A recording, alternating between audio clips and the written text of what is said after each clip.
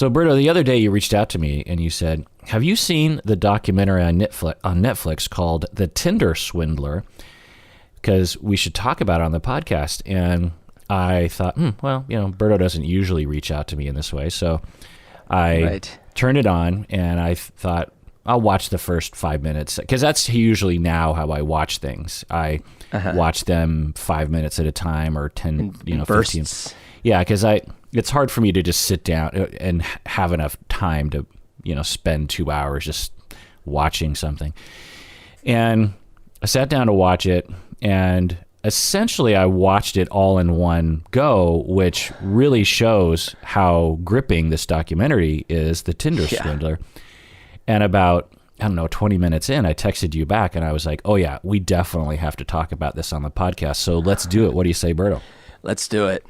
This is the Psychology in Seattle podcast. I'm your host, Dr. Kirk Honda. I'm a therapist and a professor. My name is Humberto Castañeda, and I'm a Tinder consultant. So it's a very gripping documentary. I couldn't stop watching it. It was very well made, very smooth, but quick, the way the story unfolds. Lots of visuals, not only because the documentarians are good at recreating visuals, but also they just have a lot of actual footage because it's all on social media. I mean, the way that people date these days, not always, you got your Tinder profile, you have actual recordings and selfies and videos so in a way, we're all creating footage for future documentaries that we might be in if we get scammed on the internet somehow, you know what I mean? This is true, yeah. Yeah. And even though I basically knew where the story was going based on the title of the documentary, I will say it was still extremely satisfying to watch at every minute. And it was a rare experience for me watching a documentary, because usually, especially these days, there comes a point in the documentary where I'm like, okay, like even Making a Murderer, the first 5 episodes completely gripped. The second 5 episodes I felt were a little slow. But this documentary, every chapter was mind-blowing in another way. Yeah, because I same thing. I thought, okay, I get the basic premise, but there's like basically 3 arcs, and all of them are interesting in their own way. Right.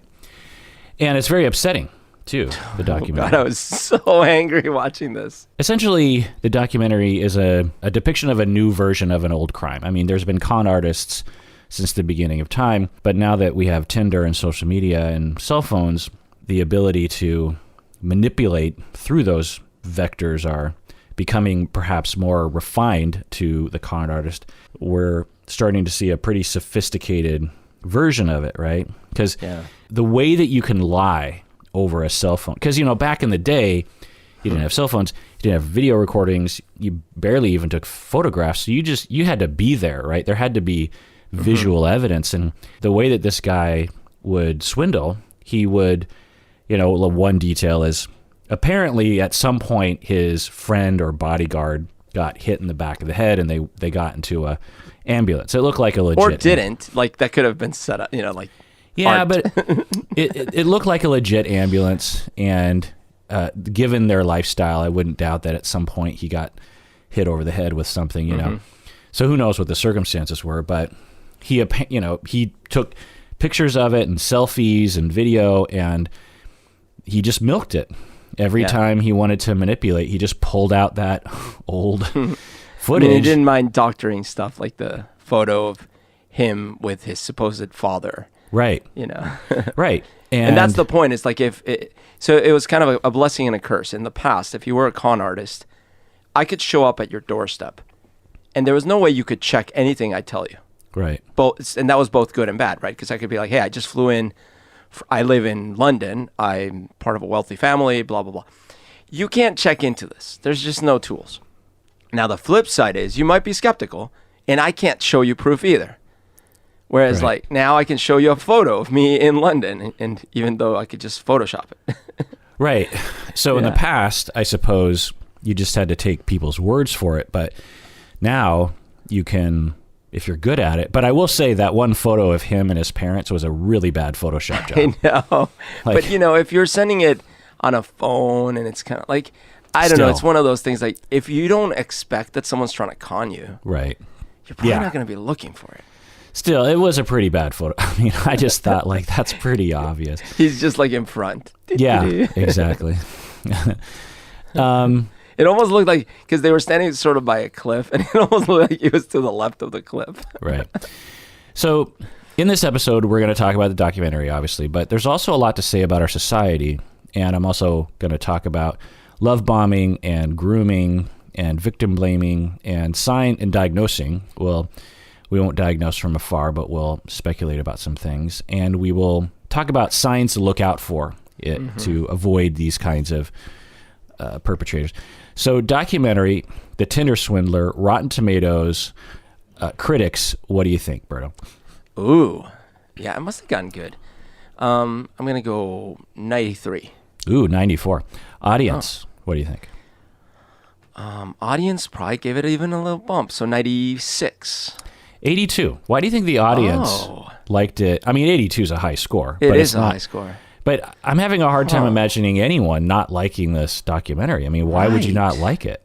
You know? Oh, I know. I actually know why. And you're not going to like it. I'm not going to like it? I'm not going to like why they don't like it? You're not going to like why probably some people I'm not going to download it. like what you think they're not going to like? Exactly. I already don't like it. Those women had it coming. This documentary is stupid. Yeah, as we were wondering, that occurred to me as well. I'm quite positive that would be it, because now I could see someone being like, yeah, I don't know, I've seen this story before. Directed by Felicity Morris, who also directed Don't F with Cats. You remember that documentary? Yeah. That was a extremely disturbing documentary. She's on a roll, man. About another internet Yes. trickery thing, right? Yeah. It's a documentary about 4 real people. It starts off with Cecily Fjellhøy from Norway, I believe. She's talking about falling in love on Tinder. There's this guy named Simon Leviev who is from Israel, and he's rich, and It's the dream story. It is Yeah. the prince yeah, coming out of the darkness to rescue me. right. It's the rom-com. It's the Crazy Rich Asians, you know? I mean, there's got to be 1,000 rom-coms that he fits all that. Yep. Bachelorette Millionaire or whatever show. Yeah. But then it progresses to another woman, Pernilla Kjolholm, who is Swedish, I believe, how she becomes really, really good friends with Simon, not a romantic partner or a sexual partner. Progresses to the story where we figure out that Simon was scamming both of them for money, essentially. And it was, by the way, that was a really interesting addition, because that never occurred to me. But of course, that these types of people don't necessarily have to just go after someone that from a romantic angle. They could just use someone as a friend, right. and leverage the friendship to get whatever they can. Right. In fact, I would guess that most con Probably artists, most common. yeah, because it's harder to, because most people have a partner already. Right. So, But I don't know why that never occurred to me. It's like, well, of course. yeah. And I think it's important to note that, because even if you watch this documentary, I think you'd walk away saying, well, I'm not going to fall victim to this because I'm already in a relationship or something. But friendship could absolutely be exploited. Dude, I was thinking about this years ago, probably not now, but years ago, I would have fallen for this kind of thing easily. Some guy I meet at the W Hotel, we're partying, he maybe invites me to some other party or something, and then we start becoming friends, and then one day he reaches out, he's like, oh my God, super desperate situation. Totally. I would have blown a ton of money trying to help this guy. God, I hadn't thought about that. One, because you're a nice person and generous, and you have a blind spot for financial losers, if you will. I mean, I literally did that anyways already, but Right. those people I did it with weren't not professional con artists. Well, They were people who were prone to irresponsible investments or whatever. Right. But this, exploit you. I would have been like such a sweet mark. Yeah. Well, it's interesting that you're saying that, because I thought you would say that you wouldn't be susceptible, because it's real common for people to claim that the 82 audience score, to look at these women and say like what, and people were saying this, that they're a bunch of idiots. What do you think about that? Okay, so I will confess, when the documentary started, I caught myself being irritated at the first gal, and I had to like ask myself, okay, what's going on? You realize she's not the bad person in the story, but there was this weird instinctual thing of jealousy where I was like, well, in fact, it was going through my head. I'm like, well, this is not fair. How can one compete in this marketplace? The guy is a billionaire. He jet sets literally in jets, and he's like throwing like expensive gifts and stuff. How can anyone compete? And so then I was annoyed at not only him, but at her. I'm like, well, I mean, if that's what you need, if you just need like a prince with all these billions of dollars. Wait. I want to drill down on this for a second. Yeah. So you're watching this jealous and upset In the first part. You're not him. No, it's worse than that. I'm saying this is not worse. fair. It's not so much that I want to be him. It's that he should not be allowed to compete. Like there should be, it's like he's using PEDs, performance enhancement drugs. We should not allow, there should be a different league. Like you want to go compete over there. Are you upset for you or other guys? I'm upset for me and for other guys. And of course, I'm married, thinking back so to, how does that play into this? well, no, it doesn't matter because in general, it's an instinctual reaction because there is a female and I'm like, well, I'm instinctually competing for this female and you are not playing fair. Plus, Really? it's triggering my high school situation where my girlfriend in high school when I was a junior, my competition, she was 17. My competition were guys in their late 20s. One of them apparently the son of a sultan of Brunei or some crap with actual millions. And the other one like some famous, or not famous, but like some accomplished professional piano player or something in their late 20s. And so I was like, that's not fair. How am I supposed to compete? I wonder, and I'm guessing that's where some of that incel MGTOW backlash, misogyny. Absolutely. Like 100%. Guys that are hard up and sad and rejected watching this and thinking that these attractive blonde blue-eyed ladies are flip, because if you're young and you're on Tinder, which almost goes hand in hand in some areas, then you've had potentially a lot of disappointment, right? Right. And you've swiped right on a lot of people who did not swipe right on you. Right. And you're angry and you're resentful, and then you watch this and you're just like, well, you deserved it because you're right. and you're just that typical do they call them Chads and Stacys? Don't they call them Chads and Stacys? That's what you were telling me. I never knew that, but yes, apparently. Anyway, it's like the Karen thing. You're just a typical Stacy who goes for that sort of guy, and you'll never go for someone like me because you know that you can manipulate, that whole mindset. So but there's a little subtlety there. So you have a little closet incel inside of you. Sort of. This is where the subtle difference is. One, I did go out with that girl in high school, so she did go out with me in spite of that competition, but I still didn't think it was fair. I didn't think I should have had that competition, number one. Number two, I never once felt that she deserved it. And certainly by the time we start getting to, because this was in the early parts of the documentary, they're showing just like how infatuated she is and how wonderful everything seems. And of course I knew that was the calm before the storm.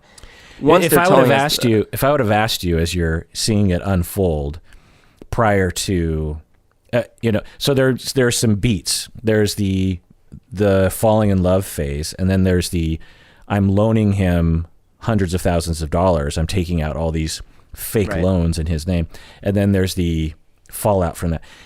At what phase were you annoyed with her? Oh, it's at the very beginning when they're showing us. And then, the photos of him, glamour around the world. And she's like, oh, and it's just like a dream. And part of it is that the way she was talking about it is it as if there was nothing unusual about it. Like, oh, and I went on a Tinder date with a guy who's a millionaire, who's a billionaire, and I'm like, you're burying the lead. Back up. You what? So that was part of it. And so I felt like, okay, this is not fair. That's not fair competition. And that's bullshit. I just have to say, I cannot relate. I mean, I'm not just saying that, and I did not expect you to say that. I mean, I did not expect, I guess it makes sense given. Well, imagine that so this never actually happened to me outside of high school, but imagine you do meet someone out in the world and you are really into them and then they like you too. And at one point they're like, oh, I'm so sorry. I'm going to go with this other person. You're like, okay. And then you learn through whatever means that this other person is a billionaire, jet setter, flying around in Lamborghinis. And so then you're like, oh, well, I don't know about you, but I'd be like, well, okay, all right, fine. What the heck am I supposed to do if that's the level of competition? And so that was kind of the feeling, is like, wow, okay. And again, it was partly, and I know it's just them filming her after the fact, and obviously the producers asked her, hey, tell us this part of the story as if you really, really enjoyed it, which she did at the time. And that way, because they obviously need to make it feel really great before they make it feel really awful. Yeah, she was really good at stepping into her shoes back then, because obviously she's really hurt and angry at him currently, but she's acting like, I'm falling in love, and then I met him, and it was beautiful. And as she was doing that, it wasn't, she was like, and then all of a sudden, it just blew my mind. It was more like, oh, and then I found out he's the son of a billionaire family. And I'm like, yeah. That's not an everyday thing. So, why are you setting your baseline there? Well, so what could she have said that would have soothed you? Look, I'm not saying this all makes rational sense, but there is a little hidden grain of truth here. I want you to really think about it. Like, what could she have said? Okay. I guess, and this might be what's bothering some people, but it's not what bothered me after we found out how horrible he was. Because I just admit it, I would have fallen for someone's BS as well back in the day. But here is the thing. If it's too good to be true, sometimes it is. So you would have been less upset in that first chapter if she had some skepticism. Yes. But why would any human, unless now that you've seen this documentary, it should stick with you. But prior to watching this documentary, which of course couldn't have happened because she's in the documentary, I'll just tell you, as I was watching it, I was thinking, there is no possible way a human being would be able to combat this con, because there were the only thing she could have done that I thought she could have done was a little bit more Googling to find out if that billionaire diamond, who's he's a famous Forbes front cover magazine guy, a little bit more digging probably would have discovered that he doesn't have a son named Simon Leviev or something, But aside from that, I was like, how? Because most con artists don't have teams of people who are working. That other woman who acted like his wife and the kid, and she meets his ex-wife on the first date. And but understand that I'm not trying to explain how she should have or could have known. I'm just explaining how I felt, right? In other words, I've fallen victim to scams all my life. And not so much lately, but when I was younger, I would be the guy who picks up the phone and is like, you want to offer me what? Oh, that sounds like an amazing deal. Sure. Take my money. But I don't even think, and because you have a trauma around showing that you can afford things, that's like your kryptonite back in the day, right? Like if a salesperson at a clothing store suggested that you couldn't afford something, it's like, well, that's a pretty expensive thing, then you would on purpose buy it because even though you didn't want it. Right, but the salesperson at most stores, they're not like professional trained to scam you out of money, right? No, I'm not saying they're scamming. I'm just saying I would fall for actual scams, like the phone scams, the things where they telemarketers. I mean, we don't have to go deep into it. My point to you was that you're saying that you would have fallen and have fallen, but I'm saying that you actually in the past were an above average easy mark. And what I'm saying a separate point, I think, is that it's easy to, especially when you're watching this documentary, to narcissistically believe that you would, that anyone, not you, Berto, but that a viewer would say, I can't believe they fell for it. But right. What I'm saying is even average cons, which are much less elaborately and sophisticatedly executed as this one, you do not know how easy it is to fall for a con. I mean, it is extremely easy. I mean, psychopathic con artists they don't give off any of the signals, and we're nice. You and I and, average people are nice human beings. We don't want to bother people, and con artists know how to. It's like a magician, Yeah, right. But like I had this isn't a psychopathic thing, but I was in the Magic Castle in LA. Have you ever been? Have we talked about this? We've talked about it. I've never been. It sounds awesome. It is. It's really awesome. I mean, it really paid off. I mean, it is a special experience. It's a totally awesome mansion. There's all these little rooms where every night magicians are performing, multiple magicians, and it's like invite only, right? Yeah. Well, you can only get in because, at least back in the day, magicians are the only members. You can't be a member if you're not a magician. So you can't get in as a guest unless a magician invites you as their guest. And so I knew someone through Yelp who was a magician, and he let me in. He got me in.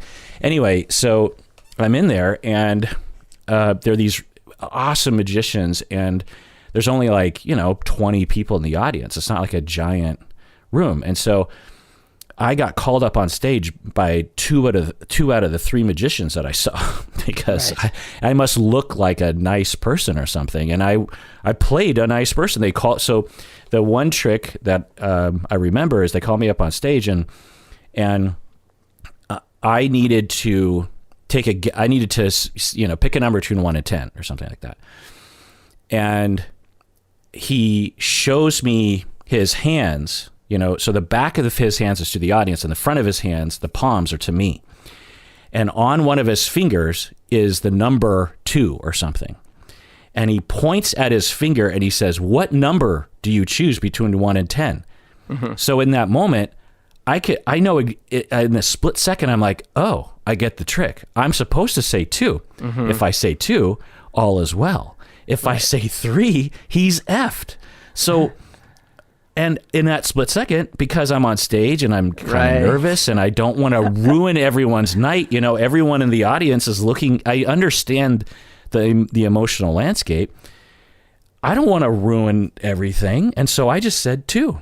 Yeah. And I'm plus that's the kind of guy I am. Why would I mess with someone? Right. And so con artists understand that. They understand how to manipulate you because people naturally want to please. They naturally want to believe. They naturally want to give people the benefit of the doubt, especially if you have some kind of relationship, especially if you're friends. And that's why they start off in a very friendly way, in a way that doesn't threaten. It's not like they come at you and say, give me $250,000, Right. They might even start by lavishing you, which is what they did to Cecily, what Simon did. He's like paid for a private jet and paid for a hotel room and paid for dinner, and he's paying and he's paying and he's paying. Yep. How and then he's a he has all the it's one thing to say you're a billionaire's son. It's another thing to have a private jet and to go to 5-star hotels. Right. Because you're demonstrating what you're talking about. Yeah, like you couldn't do that if you weren't rich, right? Right. That's not possible. And so when he turns around and says, "Can you please loan me $10,000?" you're thinking, when he doesn't do it out of the blue, it's like, oh God, this diamond business is so risky. Oh, things are getting worse. Oh, things are getting a little dangerous. Oh, look at these pictures. Oh God. Yeah. And as I'm watching it, I'm thinking, my God, this is a rare psychopathic con artist in that he has it all planned out, and it is slick. It is very slick. It's like Ocean's 11 slick, this basically the internet is both his greatest asset but also his ultimate downfall. But if somehow he could have combined some of what he could do and not have the internet, I don't see how he could ever be found out, right? Right. Yeah. And this is what would happen in the past, because police departments wouldn't even communicate with each other, and as we actually see in this, and which is part of my irate nature of how angry I was. But so to wrap up on the point about me feeling like this is not fair, it's essentially kind of like this. Imagine you and I go out this next weekend, and I meet someone, and she's a supermodel, and she's like, I'm gonna fly me to come with me to Ibiza. And I'm like, oh, okay. And so we go, and I tell you about it, and it's like, wow, dude, this person's like, first of all, she's rich, daughter of such and such, and she's paying for everything. And I'm just like, oh my God, this is amazing. And at no point am I wondering, why me? Because so far, she's just like being my friend, and we're like going out, and it's fantastic. Then at one point, she asks me for money, right? Now, if I call you up and I tell you the lead up, and we've seen this documentary, or maybe you know my background, you might say, well, you might want to be careful. You just met this person. Like, yeah, it's been several months, but, the thing is, in the end, after it's all said and done, after I've been swindled, I'm going to ask myself, why did I not check in and say, wait, why is this person choosing me and taking me all around the world? Now, in my case, as you know, I'm a bit of a narcissist, and I have a high self-esteem. But at the same time, these things don't happen every day. It might behoove oneself to kind of ask, well, why is this? Why am I getting so lucky all of a sudden? Yeah, that's a good point. I hadn't thought of that. But I'm not putting it on her for real. I'm not saying it's her fault. It's something I don't let me put words in your mouth, and I'm sure you won't, because you never do. I don't have to say that. That you're saying, correct me if I'm wrong, that some of us, maybe a lot of us, are prone to a sliver of narcissism that makes it so that we think, well, this is what happens. Because from the outside, if someone were to look at the two of them, they'd say, okay, you're a billionaire's son, and she's a regular woman from Norway. Yeah. Why are you with her? Yeah, right. and all of a sudden you want to get married and have kids. Like, why? Like, that's not normal. Now, right. I'm sure it happens. It's like George Clooney or Brad Pitt or, Leonardo. It's like if Leonardo DiCaprio were to suddenly hit you up on Tinder and is shy about, talking on the phone, you should be a little skeptical. Whereas if it's just a regular Joe who works at 7-Eleven who's shy, then you're like, well, maybe, So and you're saying that, for some of us, we think we're special, and we think, well, yeah, of course, this is what I deserve, or that this is what was supposed to happen to me. Yeah, this is what I've been thinking about since I saw Crazy Rich Asians. This is what happens in life, and we lack the self-awareness or the editor or the check-in that says, like, that you're not in his league, and there's something wrong here. It doesn't mean that you should pack it in, but you should say, well, there's a disconnect here. If I was also a billionaire's child, then maybe, or if I was a supermodel, or if I was, Angelina Jolie, or, if there was something about me that would be commensurate, then I should check in on that. Right. So, right. But then the key difference with all of this is, at no point would I say, this guy, it's not his fault. He's just playing the game. These people are obviously idiots. No, of course not. Like, he's a psychopath. He needs to be stopped. And for future reference, all of us, including me, let's all check in with ourselves when things are going so magical. Yeah. Interesting. Okay. So just to summarize before moving forward, it's discovered throughout the documentary that Simon Leviev is not his real name. And I can't remember his real name, but he goes by a number of names, and he has been scamming women all over the world. And what he does is he meets someone, he befriends them, and then after a while, he shows them a crisis, like, oh, I'm in danger, and I can't use my own credit cards because that's how the enemies are tracking me, and so I need to use your credit card. And, oh, well, I don't really have a credit card. Oh, well, here's how you do it. Take it out in your name, but, here's how you get loans. And, Right. he walks them through it. And then he ends up extracting hundreds of $1,000s. As he's getting that money, he's working on his next mark. He is lavishing someone with parties and, private jets. And he's just burning through that money, by the way. I mean, he is... Yeah. He cannot spend money. I mean, he's spending money in the fastest way possible. He is wasting money left and right. So as one woman is paying him hundreds of $1,000s because she's concerned about his safety, he's lavishing the next woman. Then when that woman who he's lavishing is on the hook, he will... show the crisis stuff to her and say, I need money. And then he moves on to his next mark, and he's just going from mark to mark. He's the Steve Martin, to be clear.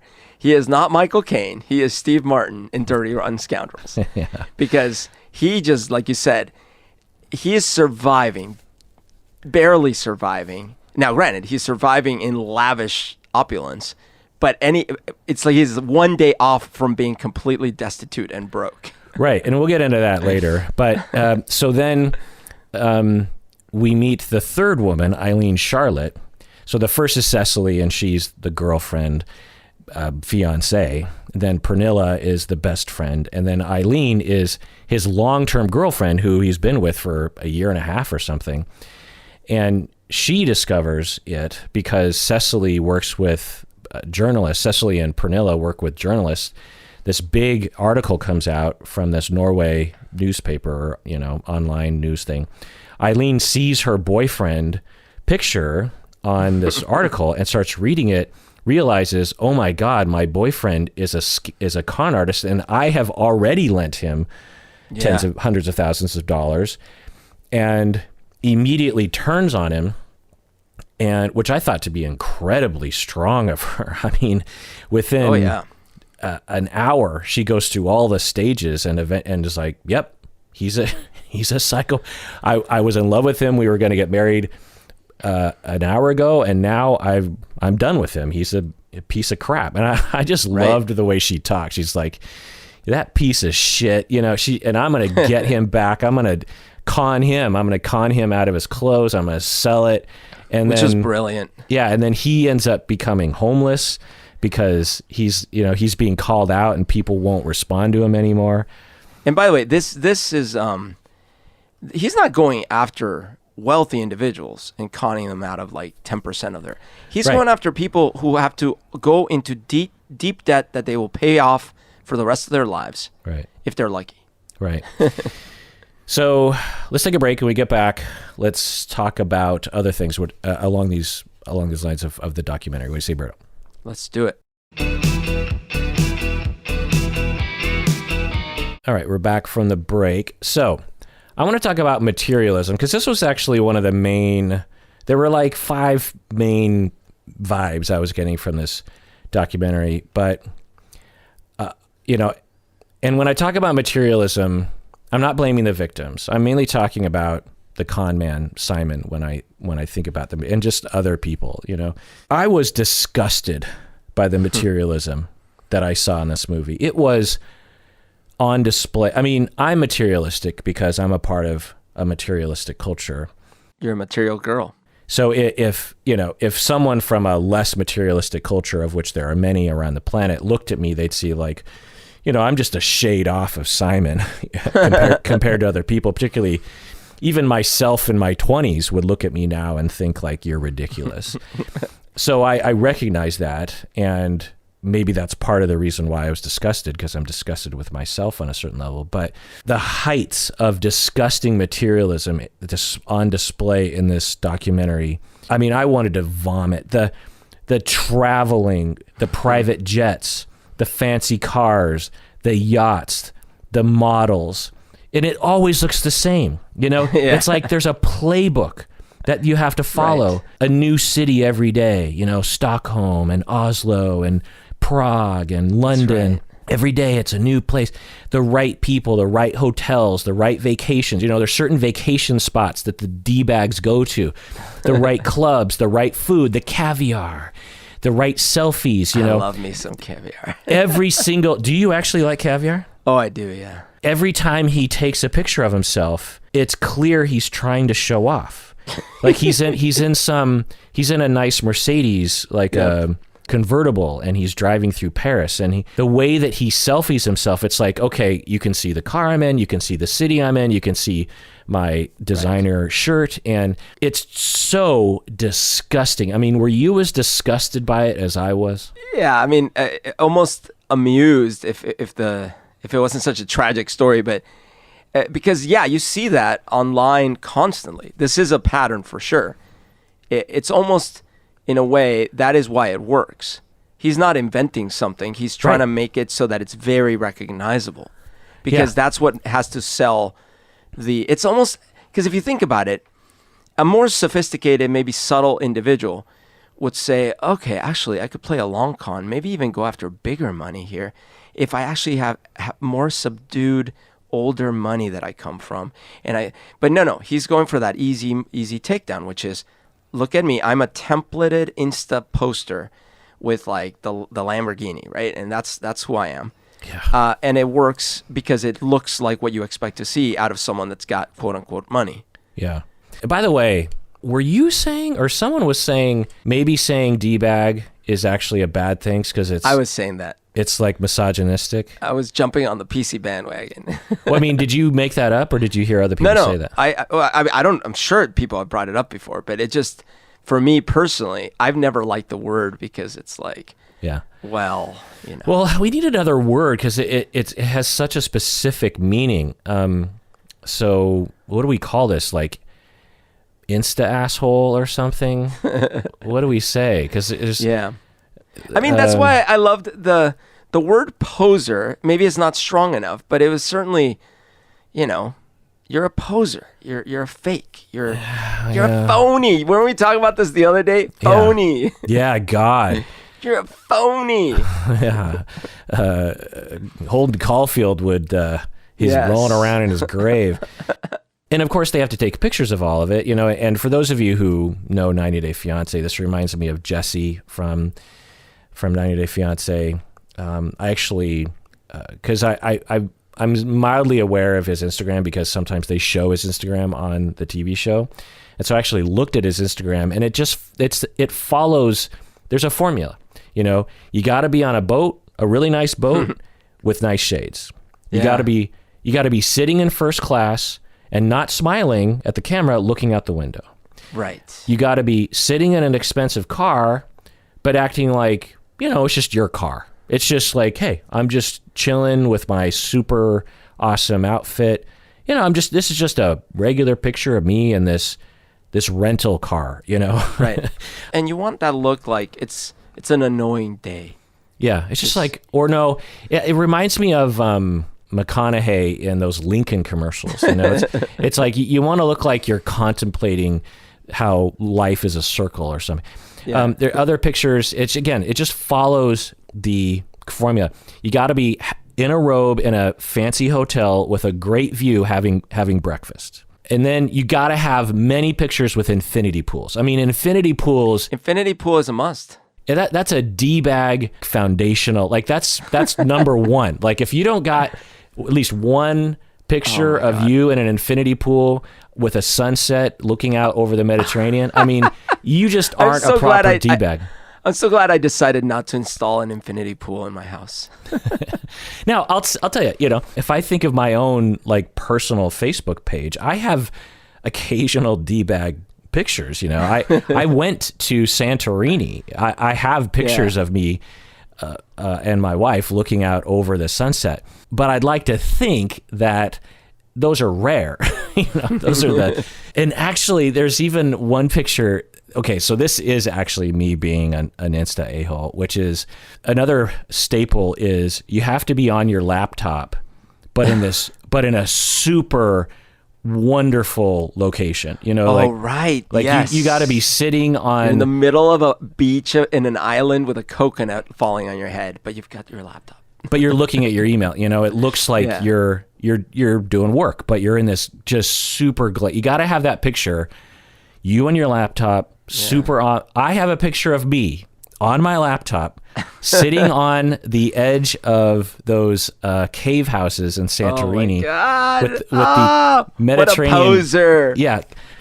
Phony. So I get it. You know, I'm not going to say that I don't have that, but Picture for me, after it's like picture after 1 out of picture. 100 picture is Right. is like that. For these people, it's literally every picture. It's all engineered. And Yeah. it's, you know, look, it's not a crime, but it is evidence of something wrong with us as humans, because they wouldn't post it if they didn't get attention, you know? Right. They wouldn't post it if people didn't like it. They wouldn't post it if it didn't give them some sort of power. It's the crowd that gives these insta-assholes the power. It's the crowd's fault. It's the crowd. It's us. We are the problem. Right. If we saw it for what it was, as a fake display of power and prestige and, you know, selling a dream. I always just think, I guess it's part of getting older and having been to some of these places. I'm like, you realize that they still woke up in the morning and had to take a crap, right? Like, and they still like hate themselves the way that they did before they took that picture. Like, it doesn't give you any happiness sitting in first class. It doesn't fix your depression by going to Santorini. It doesn't suddenly heal your relational traumas if you're at Ibiza with a beautiful woman. Like, it doesn't solve anything. It's fake, it's shallow, it's plastic, it's nothing, and everyone loves it, and that's why we are lost as a society. Well, and that's why, I mean, if you think about movies that are like Fast and the Furious or any kind of glamorous scene in a movie, you have to have those same elements because otherwise it feels boring, right? And this is where I think we need another Generation X or something. Right. Because our generation was specifically anti this. This Yeah, was yeah. the grunge thing. We hated this, particularly being from Seattle, where there was no money in Seattle back then.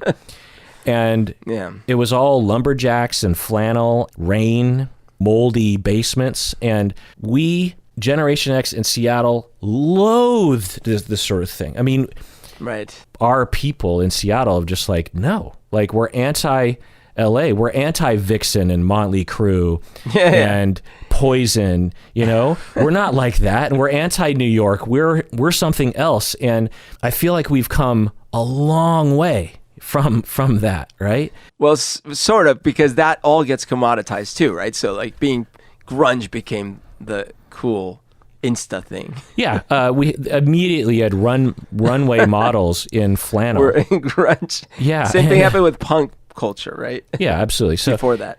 but yeah, in closing, what I'll just say is that Get off our lawn is what we're saying. we have a problem of materialism.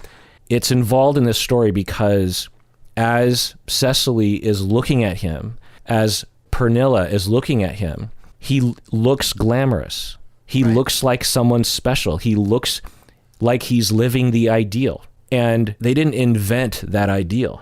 They were given this ideal by society, a uncritical culture. I'm guessing in Norway and Sweden, it's similar to the United States in this way, that says this is the ideal. And if you meet someone like this, then you should try to be friends with them. You should try to get near them. This is a plus. This is you know, she even said, Cecily, she's like, look, I'm not necessarily looking for a billionaire, but I'm not going to say plus. but it's I'm not going to, I'd be lying if I said I didn't, you know, it wasn't a factor in my attraction to him. And I mean, that's only natural.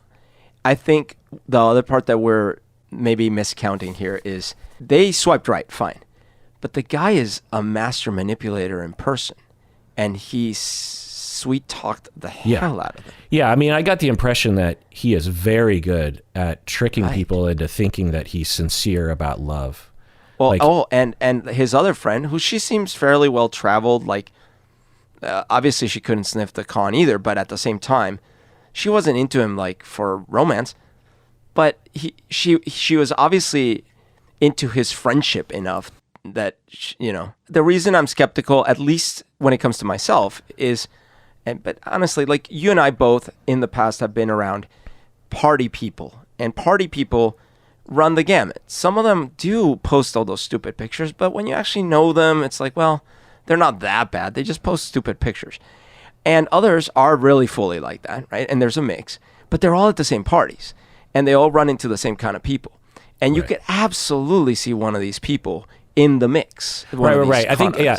And I want to talk about that. I want to talk about our experience because you and I were outsiders in that crowd. Back in the past, Berto and I were friends with fancy, I don't know how to describe them really. They were fancy club people. And hipsters. Well, they weren't hipsters. They weren't hipsters, you're right. They were nothing like hipsters. They were, I don't know what, they just reminded me of Pernilla. Like, you know, yes, exactly. That group. Yes, and they were all attractive, like extremely attractive.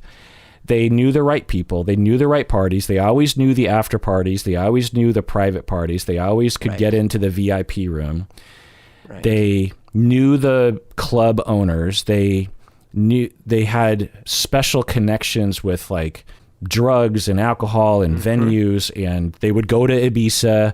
They knew the right hookups. They could get backstage. They could always, at a club, for example, when we were with them, we never waited in line to get into the, they could always get us in to, pass the line right up to the bouncer, and late night parties and glamour and cocaine off of people's buttocks and by the way, I don't know, I think you're on the same page because I always felt they valued all those things way more than I did. Totally. It's like, oh, I'll get you in. I'm like, okay, or I could wait in line. Well, I'll admit that in the beginning I was attracted to it, but once I got into these VIP situations, I'm like, this is boring.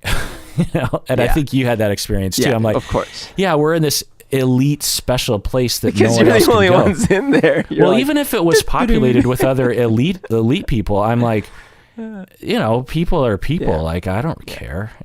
Plus, I like to go out and dance in the dance floors. It's like, right. What are you gonna do sitting there drinking the same drinks you can get outside of the rope? Yeah, and for the record, on Spotify, my band Bread Knife Incident, the most popular song is Open Door Coke Party because I have this song called Open Door Coke Party, and I think a lot of people just search on Spotify for songs about cocaine or something, and they listen to that, and so and I purposely wrote this song to annoy people. It doesn't follow any musical convention. The key is all weird, and the melody doesn't fit, and so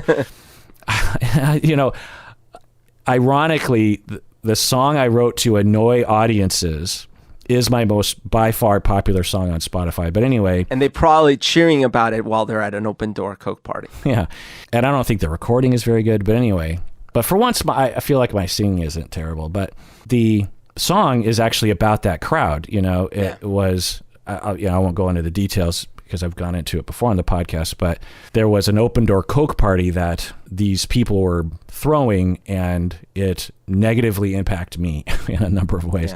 Because you want maybe a little root beer thrown in. Some people might be Pepsi fans. Like, you just don't know. Totally. Berto, when you're watching this documentary, were you kind of thinking about that crowd? Oh, yes, definitely. What were you reminded of? First of all, that sense of life is all about the show. Like, we have to put on the show. And what do you mean by the show? The show is how big of a party can I get into? How expensive of a situation can I be part of? How good can I look? How trendy or fancy of a place can I be seen at? Who do I know? Like all those things. Right. Yeah, there was a tier system, right? There was DJs that were international, and then you had there was this layered system, and everyone understood where they were in the ranking, and you and I were definitely on the lowest rung. We were like, oh yeah, the only reason I was even in the circle is because I happened to be friends with one of these people totally independently of any of that world. it's just that I got roped into that because I am. Well, we were friends with a number of them. Well, no, but initially it was because of one. There was one instigator, and because let's say a lot of the people you knew came into the circle also knowing this person. Oh, and then then there were more people added to that. To the circle definitely got bigger. But look, if I hadn't been friends with that one mutual friend, I probably wouldn't. Well, maybe there's two. Maybe there's two points of ingress for me. You have two definite points of ingress. Yeah, but they're a little different, right? But in either case, I don't know. Pretty similar. Yeah, I guess one's more. Well, anyways, to me, they were my friends. Yeah. So no, I don't care whatever they would have been doing. I would have been supporting and part of it. Yeah, and these people, and really, without any qualification, all the people in this world I enjoyed. They were, they were some of the nicest, warmest people I'd ever met, and interesting. But the culture and the value system in this world was just so like this movie, like this documentary. It was like if someone came around and said, so-and-so has a hookup that might have a private jet that will take us to Morocco, and it's this new trendy beach that everyone's going to, like these people would have dropped everything. Exactly. And I would have been like, well, I don't really like the beach, and I don't know if I fly out right now. What are you talking about? Yeah, and private jet, does that sound safe? Like it just wouldn't appeal to me. But to this crew, it was like, this is the pinnacle of life. Like this could be the best, the private jet, the beach, the right people, the fire festival kind of attitude, right? Well, so this has happened to me. It has all the markers of like, this could be the best moment of my life. Whereas for me, not to brag, I have materialism, but for me, a quote unquote best moment has nothing to do with the prestige or the dollar amount. It has everything to do with how I felt about it, right? Yeah. You and I are very similar in this regard. And I've had, and I will say, look, for me, it's not only about these materialistic things. I have been in similar situations with my friend Ty Verzoni, who is an amazing individual. And when I was in high school and into college, he would always invite me on these crazy grand outdoors adventures. So it had nothing to do with materialism. It was like, let's go hike Mount Rainier in the middle of the night. We'll be back by morning to go to class and stuff like this. And he could never understand why I would turn him down so much. Because to him, this is like, wait, what are you talking about? Like, this is the experience of a lifetime. Like, you get to go paragliding off of a helicopter on top of Mount Everest or something. And to me, I'm like, that sounds like the worst time in the world. Because that was just my preference. That's not what I wanted to do. So similarly, I've been in these situations a few times with different circles of people that what they like, they assume everyone else is going to like, because honestly, a lot of people around them do. Right. And so then, it was the same thing. Like, dude, this would happen to me while, I lived with one of these people, and it's like, dude, here's the plan. This weekend, this is going to happen. We're going to do this. And I was like, yeah, I'm not sure. Like, I'm okay. But it was a little bit of puzzlement. Like, what do you mean you're okay? Like, doesn't that sound amazing? Like, right. Wouldn't you want to do that? Yeah, and I've bumped into this a number of times in smaller situations where I'll be at a dinner party and I'll end up having to talk with the husband of my wife's friend or something, and the kinds of things they bring up. Now, I'm sure they're looking at me and they're like, who is this guy? And I'm not judging them in the moment. It's more like, oh, they're one of those guys that, like, it's a certain way of thinking. It's always about the hookup. It's always about how much things cost. It's always about, like, even though they don't smoke cigars, they're still interested in getting really rare, expensive cigars. It's that kind of guy. You know what I mean? Right. It's not about enjoying a glass of wine. It's like how expensive that glass of wine was. Yeah. It's a way of thinking that I'm like, why do you think that? But of course, I know why they think that way, because that's the way our society is. And it's and I think, look, I in my history would also push the things I like onto other people, and I eventually stopped doing it as much because I realized like, oh, I get it.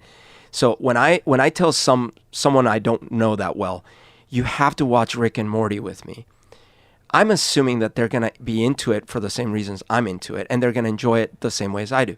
But that's not going to happen necessarily. Right. And similarly, when this has happened to me many times too, fishing. oh, you gotta come fishing. And I'm like, oh, I really don't want that. No. You've never been fishing? Once, sort of. No. Fishing will change your life. I'm like, yeah, no, I don't think so. Yeah. You know, it's happened to me with paragliding. Like, you gotta go paragliding. No, I'm fine. And so I'm not saying I don't have those things, because again, like, I could be like, hey, do you want to have a debate about artificial intelligence for a couple hours with me? Like, a lot of people would be like, what? No. Are you on drugs? So I've learned this about me, that I have weird things I'm into that not everyone's going to be into. And similarly, other people are into things. Well, but being into debating artificial intelligence is perhaps neutral when it comes to destroying our society and our planet, whereas the materialism of this sort of lifestyle is destructive to our society, is destructive to the environment, is destructive to, you could even say, our political landscape, you know? So... And I do agree that and is excessive. Yeah. And meanwhile, there are people starving to death. Like, and meanwhile, you're displaying, and because that's that I kept thinking, I'm thinking, you're wasting money. The guy is, anyway, let's move on. I think everyone understands my point. So let's talk about the scam. I actually thought about how con artists will scam, and it was depicted in this documentary, and I have 5 steps. Which is, number 1, you got to be attractive somehow. Like, you got to be rich. You got to display your riches. You got to be sexually attractive. You got to be connected, powerful. You have to be a really good friend. You know, it's got to, you know, this is the dentist system of scamming people, right? Yeah, and it doesn't mean you have to hit on all these cylinders, but you have to have some combination that's interesting to people. Yeah, or even just one, right? You could literally just be rich, you know, or just be...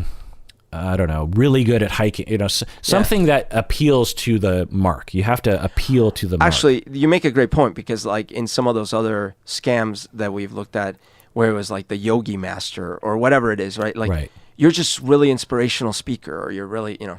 Yeah.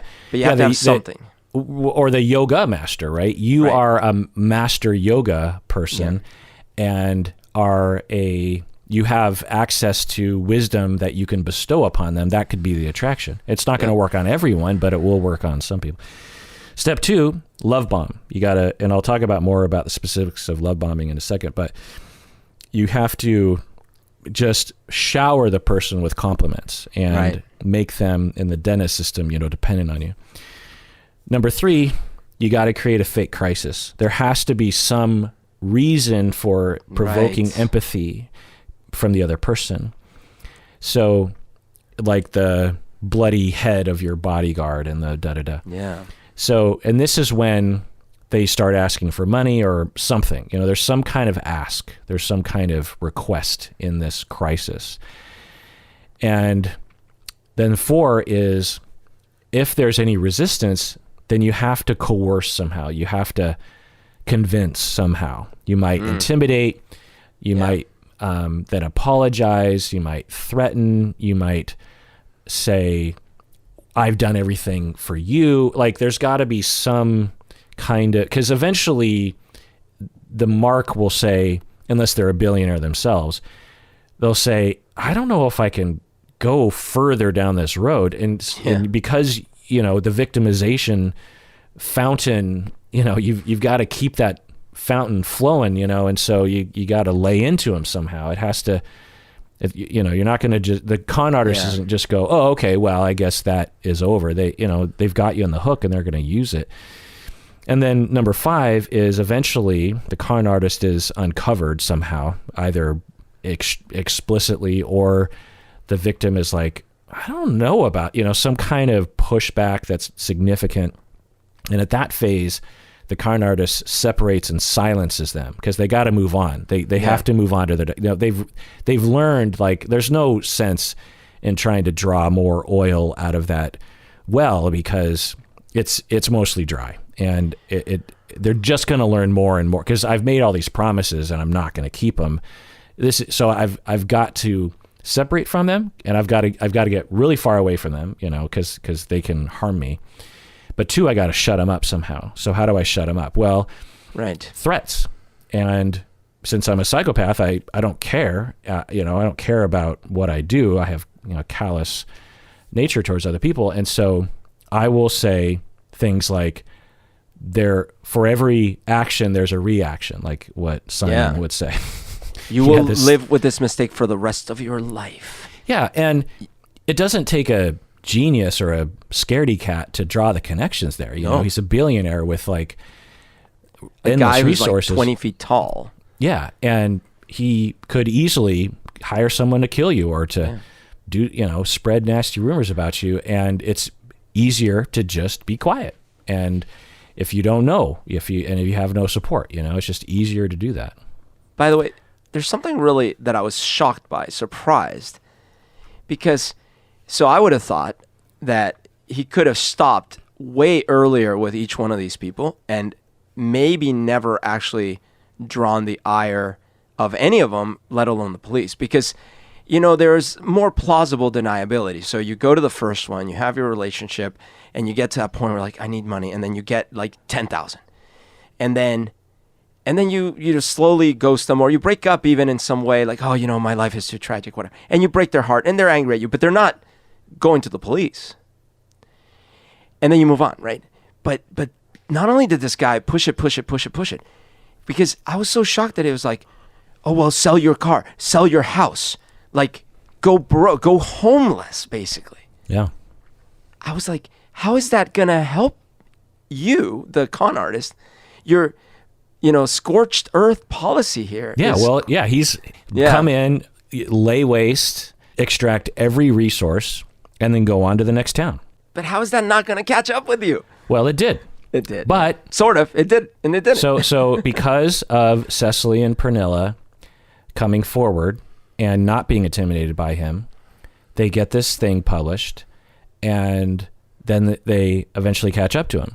I mean, he runs out of money to some extent because he can't find other victims, and his girlfriend, cons him out of the last bit of sellable items he had, and he ends up being tried. And actually, his girlfriend tells the authorities where he's going to be. So if it weren't for these three women, he would not have been caught. I mean, they led the police to him. They, because the police probably, given their track record up until that point, they probably wouldn't have done anything. These three women just handed him the case and said, like, all you got to do is send one police officer to this location. He will be there. You know what I mean? This was the first source of my anger. It was really, like, I grew up thinking, oh, Interpol. Oh man, those are some serious international police. Are you kidding me? Born Identity.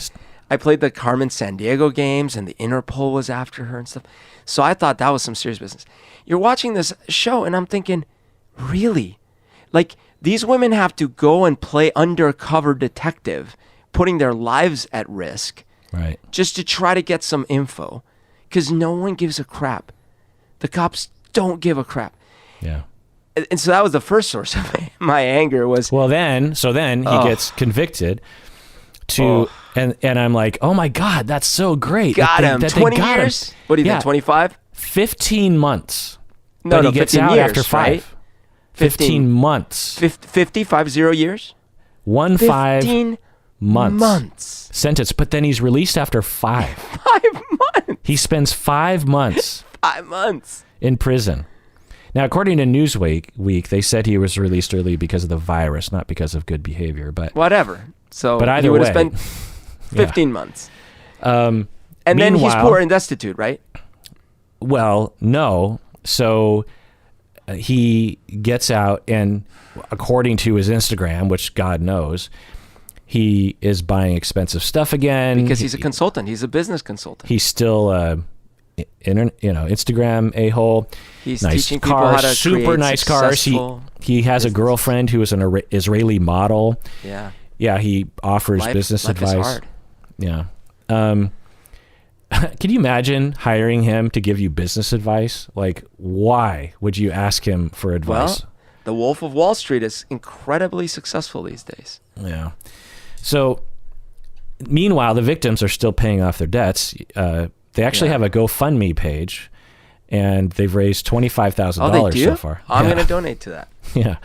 Although maybe I'm Are we sure it's not his GoFundMe page? And I'm So, sober-minded Berto, how much time should he have gotten? okay. So I don't know the international laws. All I know is that person is definitely a risk to society. Multiple people, life-ruining financial problems, and physical threats. So yeah, I would have done like 15 years for real, Yeah. To protect the public. Yeah. There's a lot of debate about not only criminal sentencing, but also the nature of this sort of crime. Because the way that the law works often, it's, well, you met someone and you became either romantic partners or friends, and then he asked you for money and you gave it to him willingly. So he didn't hold a gun to your head. He didn't steal money from your purse. He didn't threaten you. He just said, I'm in a desperate situation. Will you please help me? And you were the one who took out those loans. You were the one who lied to the credit cards. You're the one that did all those, Charlie Manson, he didn't kill anyone. Squeaky Fromm killed someone. Right. So what do you think about that? Yeah, I think it's a load of rubbish. So this is a problem. I, for example, bought a stupid timeshare when I was 23 years old on my honeymoon because they talked me into it, and I thought it was a brilliant decision. These things are legal. I've been stuck with this timeshare. I can't sell it. I've tried to sell it multiple times. I can't sell it. Where is it? It's in Florida, in Orlando. And I can't sell it. I have to pay every year. I owe the dues. So that I paid it off long time ago, but I owe the dues every year. And if I stop paying them, guess what? It goes to my credit because it goes to collection. So I can't just stop paying it. How come you can't sell donate it. Because no one buys these things unless you are the con artist conning people on the spot. Oh. When I try to sell this online, no one online is that dumb to buy one of these things where they have to pay in perpetuity. So they knew fees. from the beginning they were conning you? So that's what I'm saying, is that the whole timeshare industry is a legalized con artist operation. Same thing with, there's all these pyramid schemes, all these things. They're all legalized con artists. And we just allow it. We allow spam. We allow all Howard these things. Timeshares, this is also from It's Always Sunny in Philadelphia, by the way. Why are they cons? Why are they always cons? Because, from the surface, they're selling timeshare. They're selling, look, you get 2 weeks in this hotel room. Yep. You own it. And so as long as you sign up on it's because they use predatory practices, right? So they do it on location in when people are vulnerable because they're on vacation, they're, all these kind of things. They use very, very manipulative tactics. For example, if it's a woman, that they'll notice who in the couple seems to be making the decisions.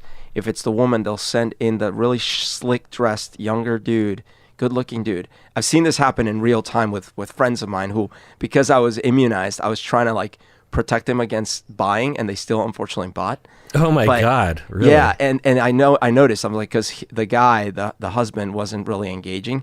So then they sent in this slick 25-year-old in a blue suit with a big watch and sparkly eyes, and it worked, man, because the gal, the wife, was paying a little more attention and all this. Then they have these super high pressure rooms that they how did they even get into it? Because they're always trying to because they offer free things. They say, hey, right, do you want to get free tickets to this show?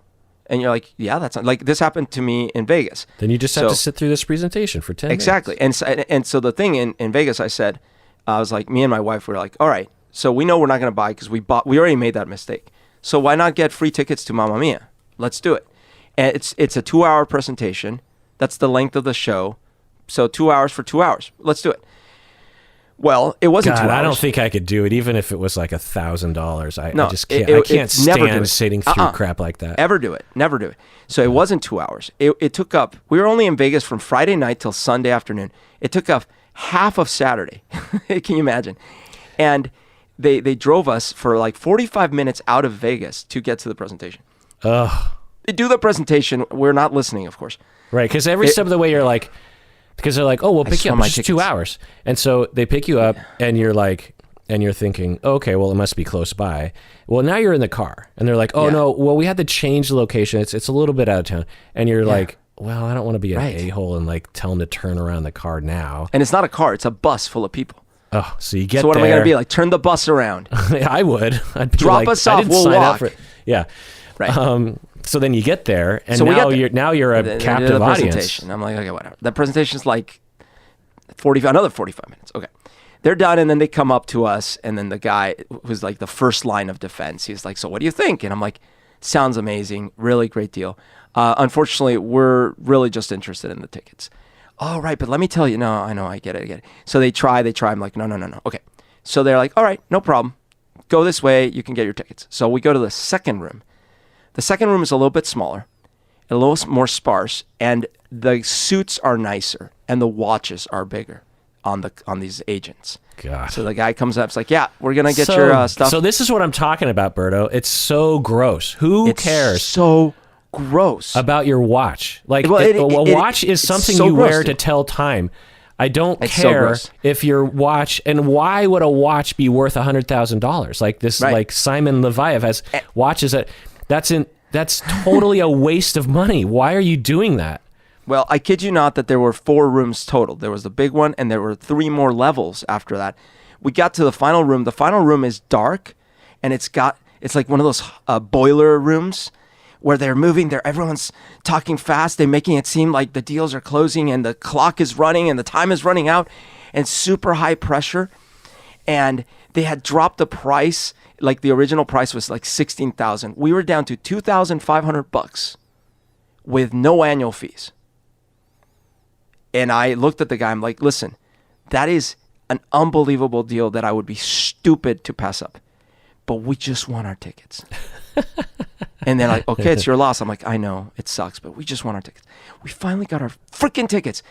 We finally got back. It was now Saturday afternoon. We were like, oh, how could we be so stupid? We go to the show. The show sucks. And we leave halfway through it. And we're just cracking up at the day because it was like, what else can you do? God. But anyways, never again. Never again. It's not worth it. But another person would say, hey, yeah, they drove you 45 minutes. Yeah, they went a little longer than 2 hours. At any point, you could have walked out. You weren't a prisoner. You could have walked. You could have got an Uber. You could have walked away. Right. You wanted the tickets. That's right. So if you get convinced, And we wanted the timeshare when I was 23. It's like a really long commercial, commercials Right. on television. If it appeals to you eventually, even if you get quote unquote weak in terms of willpower, you still sign on the dotted line. I wanted those magazines I bought over the phone when I was in college. And yeah, sure, they were still calling me about it 3 years later at my work number, which I don't know how they got. But I did want those magazines. Yeah, I mean, So it's my fault ultimately. Well, I think the moral or regulation discussion it's similar to seatbelts, right? Like when I grew up, there was no law about seatbelts in terms of wearing them. And then when I was in my teens or some point in the 80s, they started making it in Washington State. It was a law that you had to wear it, and if you weren't wearing your seatbelt, you would get in trouble. So now, on one hand, and because now we just, why would you not wear your seatbelt? That's stupid. Right. But in the 80s, it was actually a thing because I grew up never wearing my seatbelt. I had a friend whose mom made us wear our seatbelt. She was the only person I knew who would make us wear our seatbelts. Yeah, I never wore seatbelts ever. Cars were playgrounds. It was an opportunity to play with Legos in the back seat. Right. Why would I want to be locked in? This is ridiculous. And so I remember, kind of vibing with the opposition, which is like, look, I understand the stats. You're better off wearing your seatbelt, but that's my choice. Like, Right. You can't, for example, make me wear certain kinds of shoes that are better for my back. Like, give me the data. Like it's my choice, and I'm going to live with it. I'll live with the consequences, and maybe I will wear my seatbelt, but this could be a slippery slope. The nanny state. You can, if you are in New York and you tax sodas, or you ban super gulps, big gulps, or whatever. Like, well, that's a choice that people make, and everyone understands that's not healthy, but it's un-American to just force people, okay? But on the other hand, so on the other end of the debate is, well, at what harm was it to make it a citation for a seatbelt? At what harm is it to make it possibly spending more jail time to,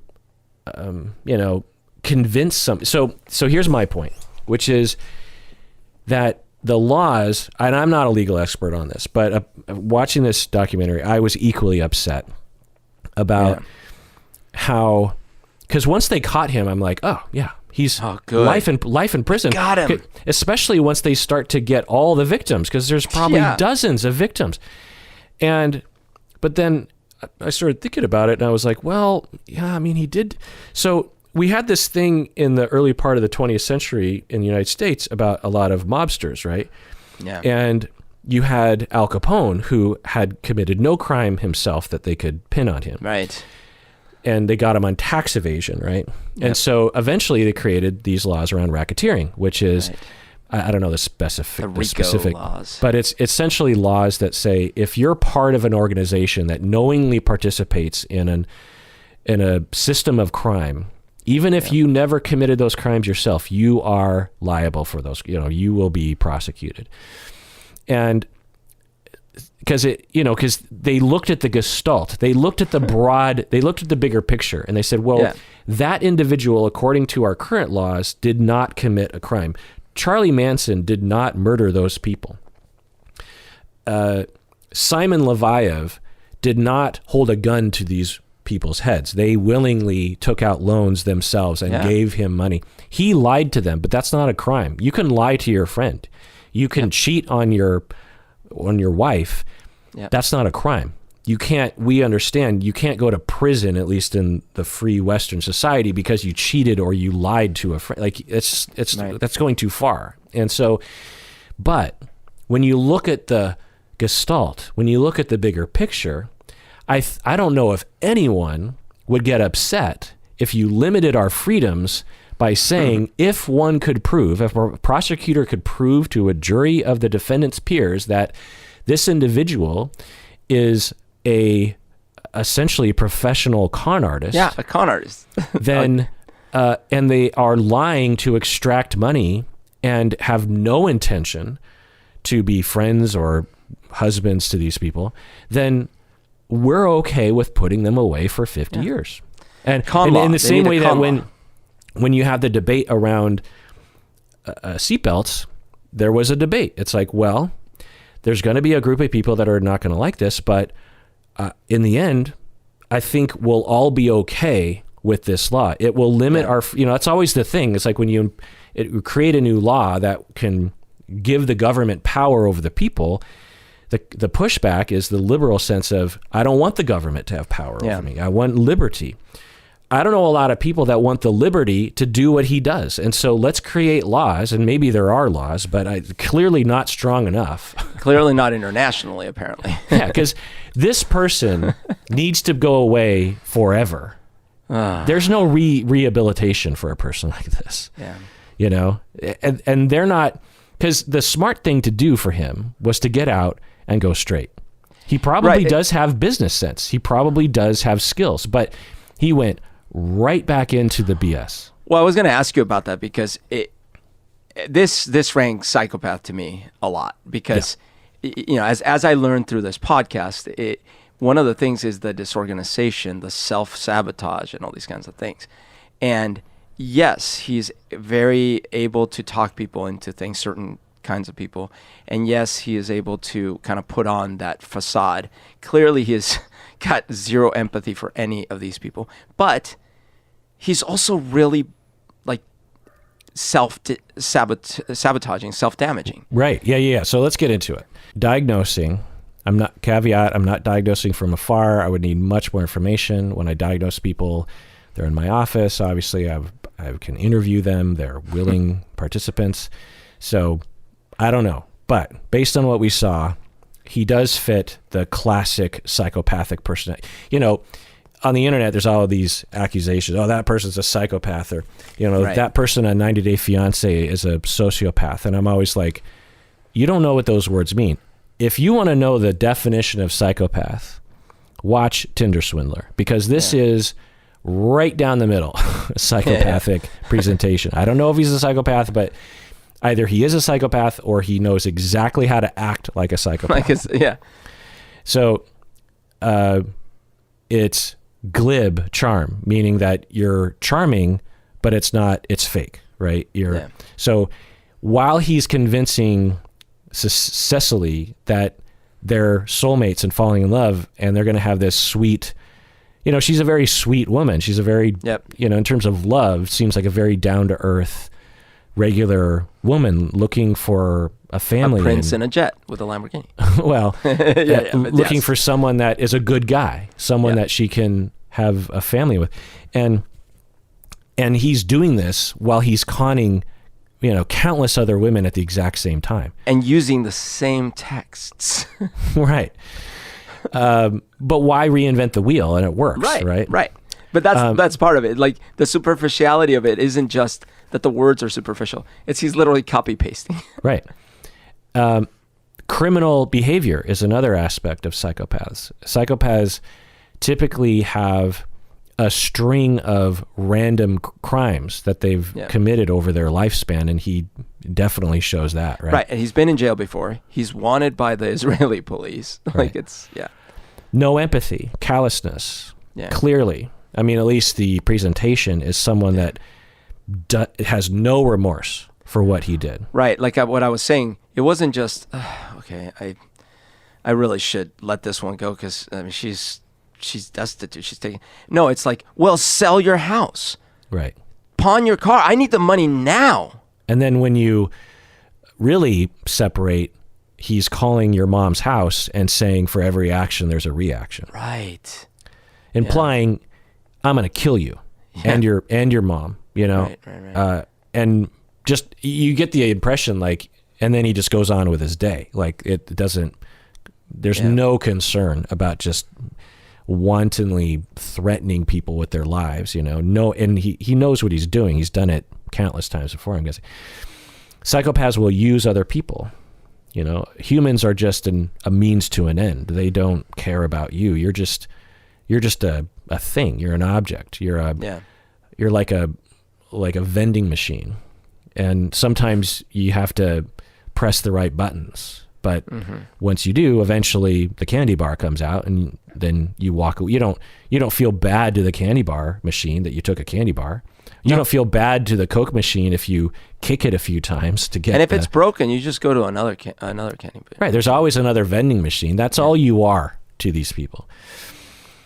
Irresponsible. So, how was he irresponsible, Berto? Because this is a classic psychopathic thing that is often ignored by movies and the internet, which is, psychopaths, generally speaking, are really irresponsible. They're extremely unintelligent when it comes to managing their lives. So how is he irresponsible, Berto? So, and by the way, you know, one thing that I should add in here is, like, given how young this started, who knows what kind of situation he had grown up, because it seemed like his family situation was, like, his mom didn't seem to give a crap about where he was. So that must have been hard to know based on what we saw. I mean, there was some hints of something, and it would be very surprising if he didn't have a horrendous childhood. Yeah. And whether it's, either way, what I was getting at more was that it seemed like he had chaos going on from a very young age, whether it was all his psychopathy coming out or a combination of that and his family dynamics, whatever. And so therefore, he leaves the house in a chaotic manner where it's like, I think he's been in jail, he's wanted by the police, he can't go back to Israel, it seems. And then as he's going through and conning all these people, he's wasting all the money faster than he can even con people out of the money. Right. Yeah, I mean, the stupidity in his spending habits, because he could have easily conned Cecily without the private jet. He could have said, I'll buy you a first class ticket, which is probably literally 1% the cost. A first class ticket for Cecily would have been 1% the cost of a private jet. Private jets are like 20 grand a flight, or how much are that's they? the thing, is the way he was spending is the way you would expect him to be spending, because he was conning much larger fish, because he was actually going after a wealthy family or something. Cecily would, in fact, such overkill. He probably didn't need to show her any. I think if he just would have dated her and took her to McDonald's, she would have felt, because she was looking for love. Totally. She wasn't looking for a rich guy. Absolutely. He could still show her pictures of stuff. Yeah. B, tell her the story about how the diamond industry is. Give her a quote unquote diamond. Sure. Yeah. Right. That's Right. Yeah. So totally irresponsible, as evidenced by the fact that when this article comes out and his ability to victimize gets reduced, within a day or two, maybe even a day, he is completely destitute. He's in a hostel. Yeah. He's talking about being kicked out of the hostel. He has zero money, and not only zero money, but he can't even couch surf, because, where's Peter? Yeah. Like these friends of his who he was working with apparently just ditched him, right? Because you would think he would have someone he could stay at their house, but these are probably also psychopaths that also waste their money at every turn. Well, and if one of them is in trouble with the law, I would expect the other ones to go away from that. Right, exactly. Yeah. Anyway, but it's just irresponsible. Yeah. So for example, if he had played it if he wasn't a psychopath, okay, and he defrauded the first 5 to 10 women and spent half the money, which still would have worked, to con people, he would have probably had $3 million in a Swiss bank account that he could at least rely on for a rainy day. Yeah. And so, from the evidence, which we don't know, he looked extremely irresponsible in his action. But the other thing is he made it so obvious. I mean, he left a trail of evidence. He would leave recordings, and he would use the same exact things. So, like if you were trying to prove a pattern, it wasn't just like, look, his actions are similar. No. It's look at the exact copies of the photos and the text and the things, copy pasted from one victim to the next. Right. So earlier I was saying, and I still contend, that this scam was one of the most sophisticated Ocean's 11 scams I've ever seen. At the same time, it's one of the dumbest scams you could ever do, because you repeat it so often, and it's so easily seen through with a little bit of triangulation of data. It's where Ocean's 12, they go and they try to pull the same exact thing as Ocean's 11 in the same casino, in the same way. Psychopaths are sometimes labeled as evil. Do you think he's evil, Berto? Well, he's evil in the sense of he is not a good force for society and for these people that he was affecting. As we've talked about before, I don't ascribe any supernatural meaning to that, but it's just, if we mean evil for society because it's bad for society. Psychopaths will lie very easily, and clearly he could do that. They are capable of scamming people for months and months and months. They will use others when not trying to trick others. When they're not trying to trick you, when you're not of use to them, you will come across as extremely cold. You'll have a dark vibe, and you heard Cecily talk about that. It's like all of a sudden I got this vibe from him, like it wasn't even him anymore. Yeah. Right. Like the usefulness is gone. I don't care. Right. And not only do I not care, but I hate you, because I've never liked you to begin with. You're a disgusting thing to me, an object, and you're not giving me my candy bar, and so I want to destroy you on a certain level. I want to push you out a window. We've all felt this in small ways, actually, with certain kinds of sales situations, where as soon as it's clear that the sale isn't going to happen, the salesperson can turn on a dime. I'm not saying these people are psychopaths. It feels like that, where it's like, oh, Oh, I see. Right. All the niceties because you're that kind of person, that kind of salesperson, which not all people are. But all the niceties were just a show temporarily so you could get my money.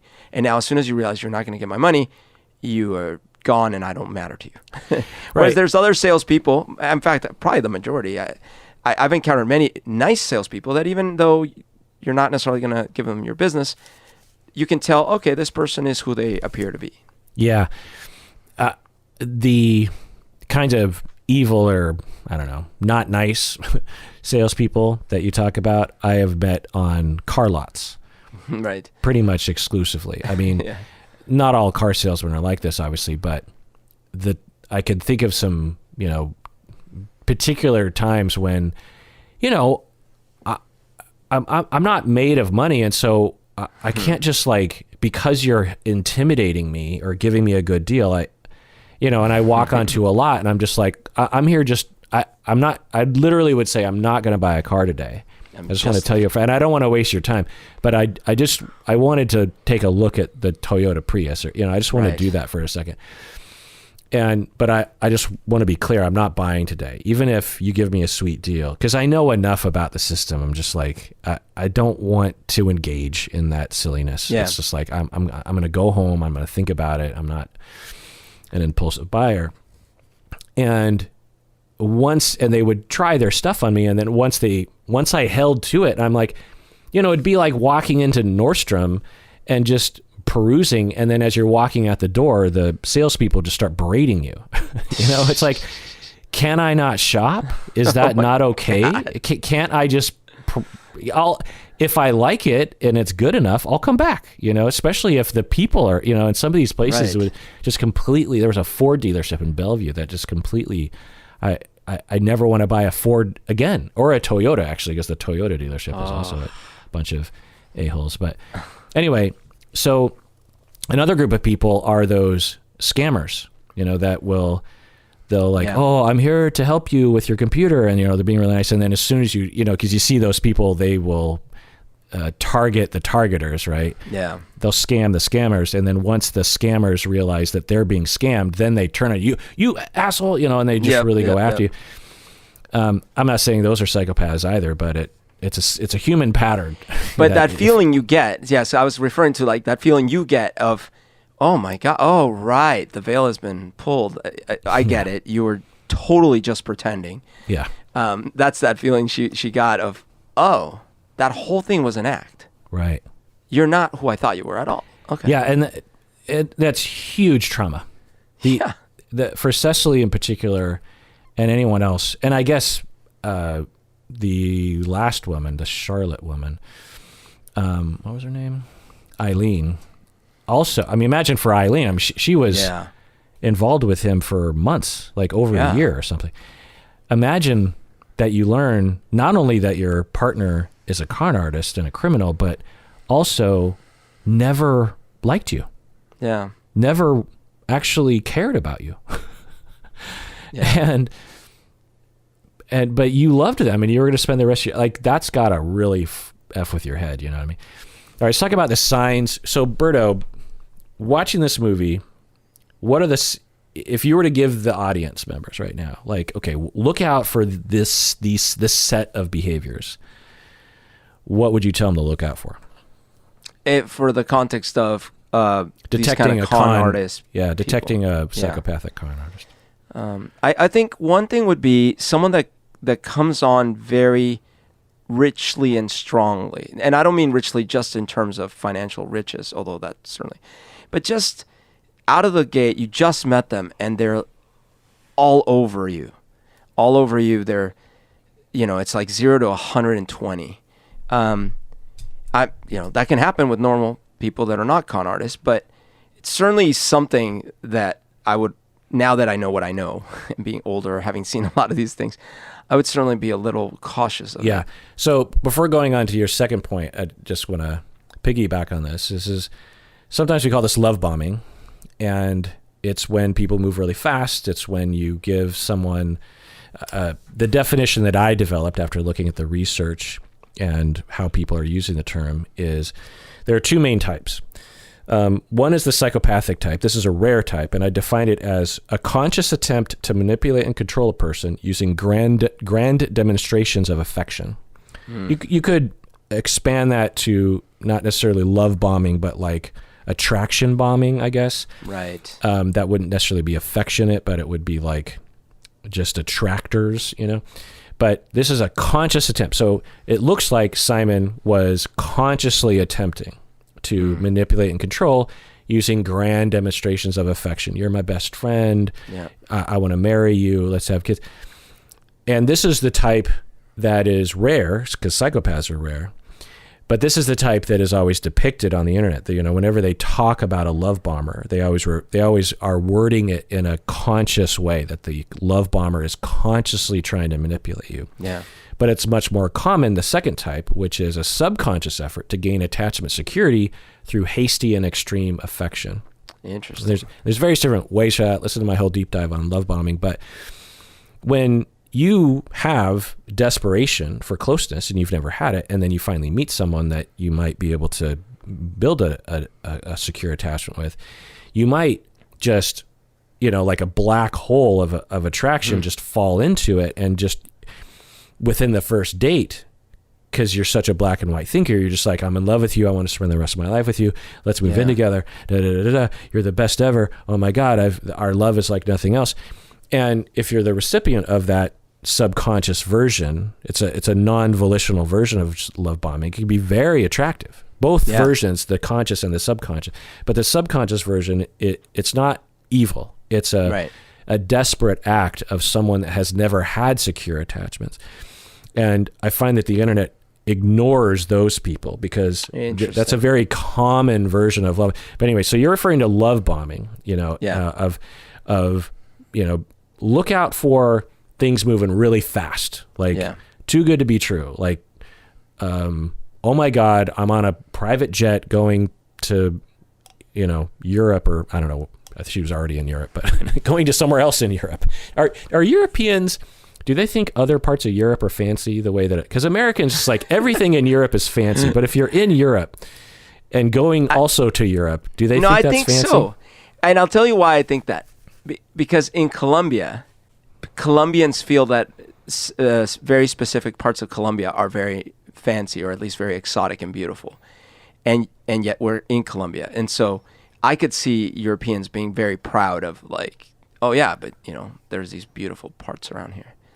So I could see that. So I will say that this is kind of a minor sign, because if you're looking for a psychopathic con man, if you're being love bombed, and someone's moving really fast, the percentage chance that is a psychopathic con man, I would say, is very low. It's much more likely that either you actually are falling in love, because that's what happens. It can happen. Two people can fall in love very quickly. Or it's an unconscious, a subconscious version of love bombing, where someone is just so desperate and they're just so happy to have met you. I guess I would add, what I would say would be, maybe this is a catch-all that might be helpful in one's life in general, that it's not necessarily going to lead to you catching a psychopath early in their tracks, because as you're saying, that's rare. But some things that come to mind for me are, there's been many other times in my life where someone or even a group came on very strong, and they were definitely not psychopaths. But I, at the time, thought that was totally normal. And then there was definitely an ask coming. There was something that this was happening for. One example was, first week of college, I get approached by this super cool dude, and he's like, oh man, what's up? Oh, and then he's like trying to find out a lot about me. Oh, and I'm no. like, oh, this is great. Can I take a guess? Was it religion? Yeah. And so he's like, so religions will love bomb people. That's right. But they think that they're doing you a favor. You know what I mean? Oh, totally. So he was like, he looked the cool part. He was tall, good looking, like he was a junior, or he was above my, like he wasn't a freshman. So did he know you from the dorms or something? Nothing. He just like ran into me and just met me and started talking up, and wanted to know about me. Some red flag? You were just on campus or I'm something? that cool. I am that cool. That's what happens to me. That's what should happen to me. This is what I'm saying. And then he invited me to this cool party at his place on Friday. Oh, God. And I'm like, that sounds awesome. So I show up on Friday, and it was a prayer thing. And that's fine. That's all great and good. It's just that when I realized, I don't think it's fine. I don't think it's... I see. I find No, that what I meant was that's fine. It's fine that they have a prayer meeting. Yeah. It's just the way I was approached wasn't fine. That's a shade off of Simon, Yeah. which is, you know, you're walking up to someone that is probably going to say no if you say, by the way, I'm trying to get you into my religion. You know that the individual, percentage-wise, is going to reject you on that level. So you lie by omission, and you love bomb. I consider that to be despicable. I consider that to be one of the lowest forms of human behavior. It is in the direction. It's not as bad as Simon, obviously, but it is. I better not ask you what I've been meaning to ask you all these years then. Because I originally only made friends with you to ask you this one thing, but never mind. We've been friends for like 16, 17 years. It's a slow bomb. Yeah. So what would it be, Berto? Like, what would the con be at this point? Well, you've heard of the lizard people? Yeah. That's all a lie. But what's not a lie is the bat people. And I am a bat person, and I want you to join up with us. We can fly at night. What do I have to do? Like, You have to dress like a bat with me and go out in the middle of the night. And you have to be blindfolded because we can use our radar senses. I don't know. That doesn't sound so bad. I mean, I'd be up for some bat LARPing. Let's do it. But anyway, yeah. So, what other signs, Berto, would you? Okay. So, if you're trying to give people advice, like watch for this. Sorry. Just a last little point about love bombing. The way you can detect bad love bombing versus just someone who's really into you is push back. Push back. Push back on the love bomb? Push back on the speed, For example, with that guy, if I was there and I was like, I think you're being love bombed, and you're like, well, I don't know, maybe, I just came here, maybe he's going to be a good friend. How do we know? Do I just walk away? And I say, if I had my current understanding, I would say, well, just push back, just resist a little bit, like resist the fastness of it. If you would have said to him, oh, well, I think you're a really great guy and you seem like I think like we might become friends, but I kind of feel like you're moving a little fast. Like I feel like I'm not really ready to meet with a bunch of your friends or anything like that. Right. So now that's kind of a weird situation because that doesn't happen very often. But if you're being love bombed by a partner, romantic partner, and they want to move in, they want to have kids, and you say, I really like you a lot, and I think that maybe this could grow into something, but I feel like you're moving fast, and I just don't want to talk about that stuff. I don't want to talk about marriage or kids. That's like way in my future, and I don't want to talk about moving in, and I don't want you to ask me about that because we just met like a couple weeks ago. So I'm really into you and I really want to see you and I'm enjoying my time with you, but I don't want to talk about moving in. That's like way too fast for me. If you push back on a psychopath, they're not going to like that. You know what I mean? Something wrong will happen. Either they'll give in, but they'll return to it. Or they'll walk away because they're like, well, I can't play that long of a game with this one. If they're a subconscious love bomber, which is much more likely, and they're non-abusive, then they will allow you. They'll be like, oh, bummer, but okay, but I'm still into you. But if they're an abusive subconscious love bomber, then they'll try to intimidate you. They'll be like, you don't like me? They'll have some emotional consequence to that.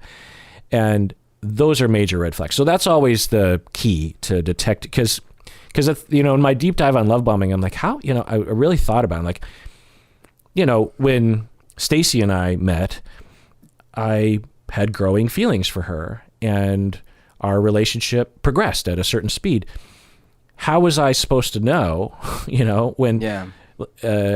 when she continued to ask me out or whatever, say nice things or want to be with me? How would I know the difference between someone that is falling in love with me and me then versus a love bombing situation? And I came to the kind of conclusion that if you push back and the other person respects it, then at least you're probably safe.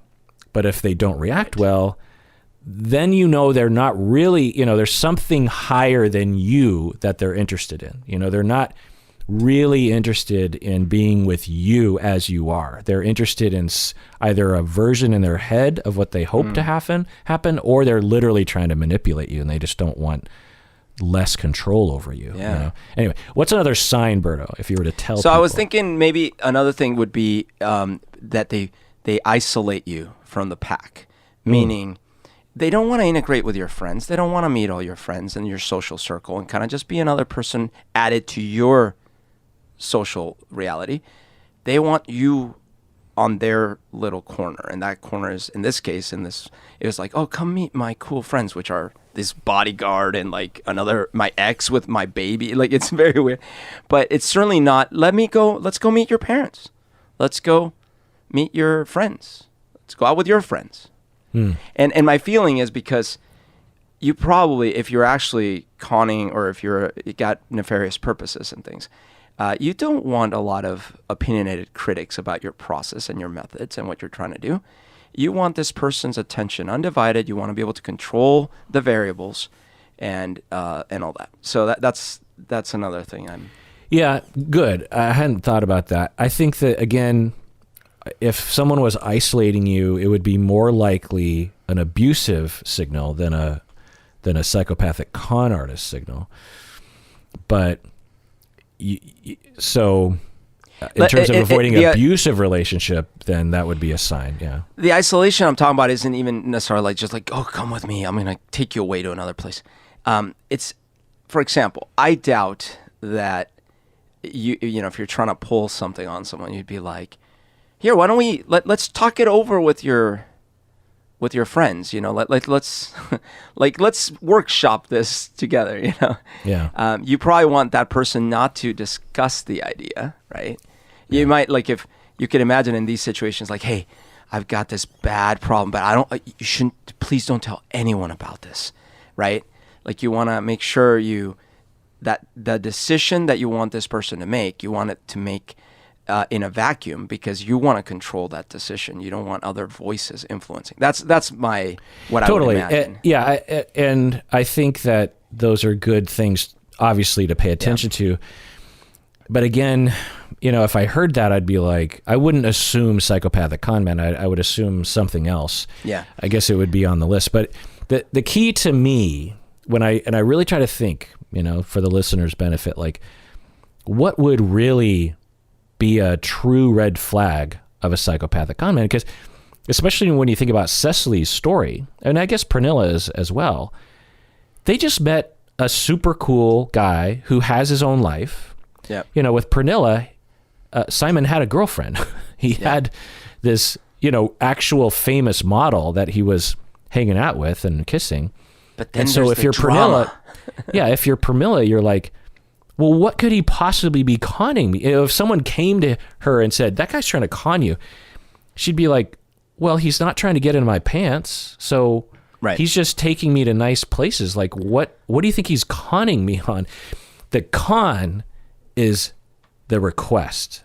Yeah. That's the con. So my next point was going to be about, like, all of a sudden there is this incredible drama. There is a whirlwind happening. Right. And you get caught up in it. Right. That's the sign and that's what sucks about, really intelligent, well-scripted psychopathic con artists, is that there's no way to tell in the beginning. And all the way, I looked at a lot of websites. How can you tell? None of it was satisfying to me, because all of it was, especially with Cecily, because she was really involved emotionally with this guy. And I didn't get the impression that she was some kind of simpleton, that she wouldn't be able to detect it, right? I mean, she was looking for a soulmate attachment. Pernilla seemed like it was more surface, but not that Pernilla wasn't looking for in-depth thing, but with a friend, I don't think she was looking for someone to see super eye to eye with. But with Cecily, she was, and my guess is that he was very good at having the vibe of being in love, of real connection. And now maybe she was seduced by the whole presentation, but I would like to think that she could detect the difference between a fake materialistic thing and like, because she would, and Pernilla actually said this as well, like he asked questions. He actually was inquisitive about me. He cared. He seemed to care about me. He paid attention to me. Okay, how are you supposed to tell the difference between that when it's real and that when it's a con artist? I don't think you can until they ask for money or they ask for some kind of, it's usually money, honestly. Like that's usually what a con artist is interested in. And at that point, you refuse.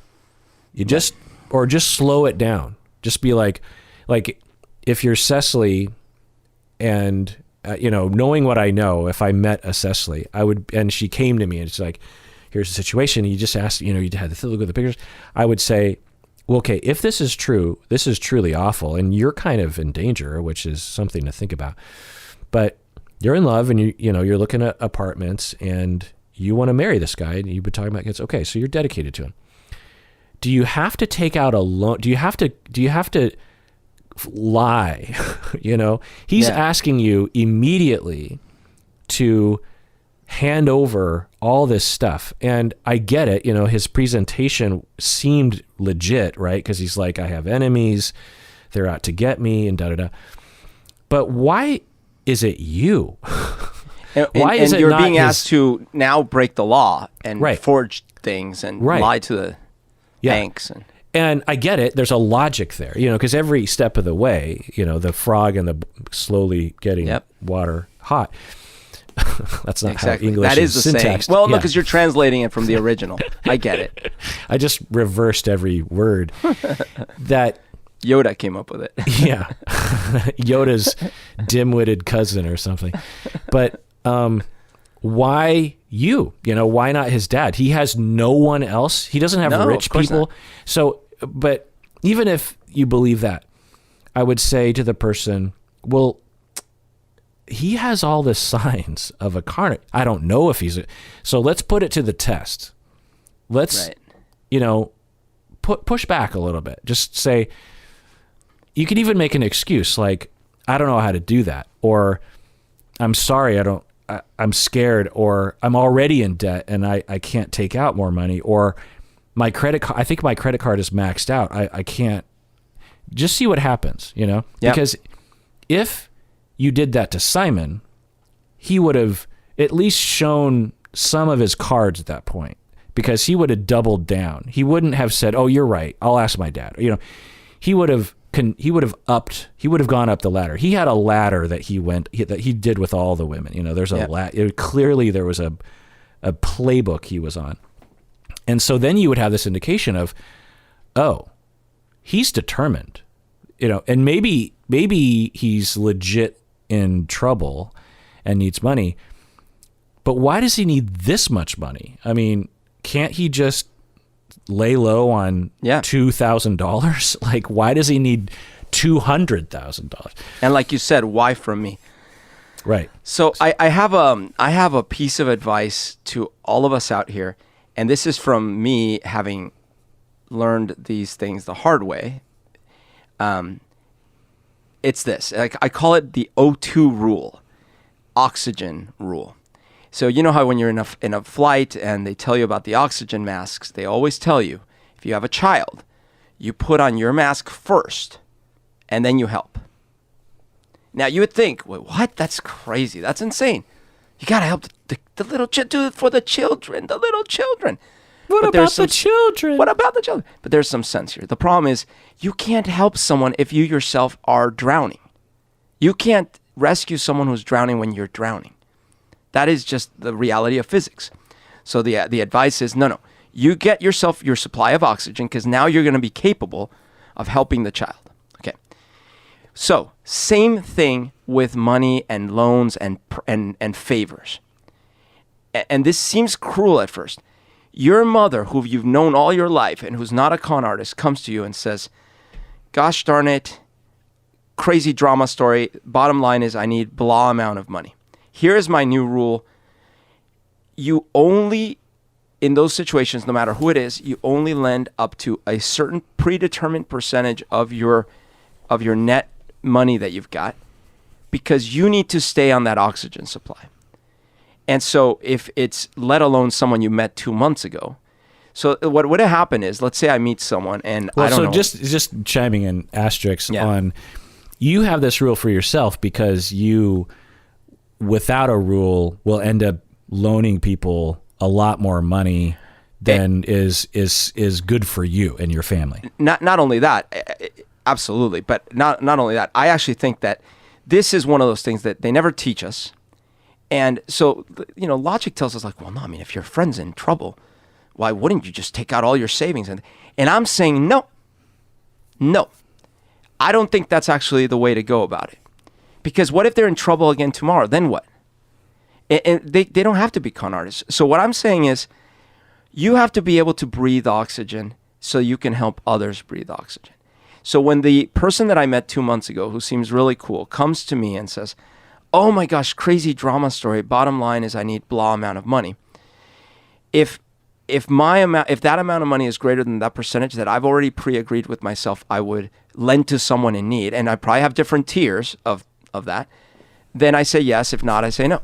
So if I've said, look, for strangers, or strangers as in people I've met in the last year, I don't do more than 1%. So would you do that with me? Yeah, absolutely. So you come to me and you're like, Berto, they're after me. So you have a limit. Sell your house, to how much you would give me? Sell your cars, give me all your money. I'd be like, oh, Kirk, I love you, and it sucks what's happened, but I need oxygen. So here's what I can give you. Yeah. Well, I'd hope that. Yeah. I mean, just. But that's the thing, because intuitively think, no, you should sell everything if you need to. Well, I'm no longer on that boat. I can't relate to what you're saying. I think that it's not a bad rule at all. I think but it's interesting, the background behind that rule for you, because I can't relate, because no one's ever asked me for. I'm trying to think if anyone. But you can say your own percentages. Like in your case, you might conclude. I would disagree with you, but it's your decision. You might conclude that for some people in your life, it's 100%, or maybe it's 150%. Maybe you conclude that for certain people in your life, you'd be willing to go under double what you currently, whatever, right? But certainly you would need to draw the line somewhere. But even what you're saying right now, I can't relate to, because, I guess it did. I don't want to out anyone, but someone close to me did ask me for a substantial amount. Well, did they ask me for money, or did they just present me with the dilemma and then I offered? I can't remember, but so I guess I can kind of relate. But yeah, I mean, if people are on my particular inner circle, there is no bounds to what I would sacrifice for those people if they needed me. And so I guess I do know where because when these people came to me, there was no hesitation, and I even wanted to, I'm just like, but that, I think it's literally happened to me once in my 50 years of life. For you, it happened in these really tragic ways to you and your family for decades, multiple times. So as someone who has done that and basically given up my oxygen to someone else multiple times, I'm like, oh yeah, I don't think that's the right approach. Are people still coming to you for money? No, and when they do, because they have, the answer is no. Now, the truth is that I have these percentages, right? So if someone comes to me and they don't have an X in my little book because they already screwed up before, then yeah, of course I would. I'm very generous, but I'm never again going to give up my oxygen. Yeah. And that's the difference. Yeah. So in conclusion, the signs of a psychopathic con man are, contrary to what the internet and what common wisdom will say, is extremely difficult. Now with Simon, none of these things would have worked, but Simon is an atypical psychopathic con man because of how slick and how he had an organization. Essentially, he had multiple people who were. It was like Ocean's 11. There's all these people who are playing this con. And that were different actors. Yeah, he had different actors that were playing their role in the, and everyone knew that they were conning Cecily. And So that's not going to happen very often. So, and if someone really wants to get you like that, there's probably nothing you can do, right? Except when it comes to the asking you for money. But even then, you know, like if Cecily would have pushed back after like $20,000, I bet you if she presented her situation to a panel of 10 people, they probably all would have said, well, you'd be stupid not to give. He's your fiance essentially, and he's made of millions of billions of dollars. He just gave you a check for $95,000 and you just have to cash that. You know, he made you an employee. Like, not if you're following the O2 rule, baby. Yeah, right. You don't have that money yet. You don't. Yeah. And so when you're playing with the bank's money and you don't have it, it's like. But I'm just saying, you're not going to run into a Simon very often, if ever. And two, if they get you, I wouldn't blame you, even if I don't blame Cecily at all. Like, or Pernilla, honestly. Like, how, you know, especially that's what's so great about the documentary is, you know, he asks for the money and you're like, and you know it's a scam. And then they show these evidence of like, oh, and then he wired me this money. He showed me that he deposited money in my name. He deposited like $200,000 and he was asking for $100,000.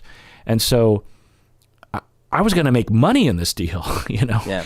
And anyway, so, and if you don't know how documents work exactly, you'd be like, oh, okay. Anyway, point is that more commonly what you're going to run into for a psychopath is someone who's like the psychopath that I ran into, who trying to con my two friends, both of whom you've met, Berto. What he did was I don't know how he met us, but he met us maybe at a bar or something, and he befriended my two friends, and they became, you know, fast friends like overnight. They were hanging out all the time, and they were joking, you know, everything. It was just like best friends overnight. And that happens sometimes, but you know, it's a sign. So you want to look at things that move really quickly. You don't want to necessarily throw it out, but you just want to go, wow, this is moving really fast. I need to just have a little bit of a radar, you know? Yeah. The next thing that happened with him was he, you know, so I'll follow the playbook. Be attractive somehow. So he was attractive because he was a good friend. And I don't know if he seduced in other ways. It was like 20 years ago. But anyway. Then there's a love bombing. And then there's the fake crisis. So that's one of the first kind of markers that I would really hang your hat on in terms of like red flags, which is, for this guy, he claimed he had cancer and that he was going to die. And so this provoked an enormous empathetic response from my two friends that were really close to him. These were two of my best friends. These, you know, like of the friends that I had, like I probably had like 6 best friends. These are guys I grew up with since I was a child, you know, since I was in, you know, kindergarten kind of a thing.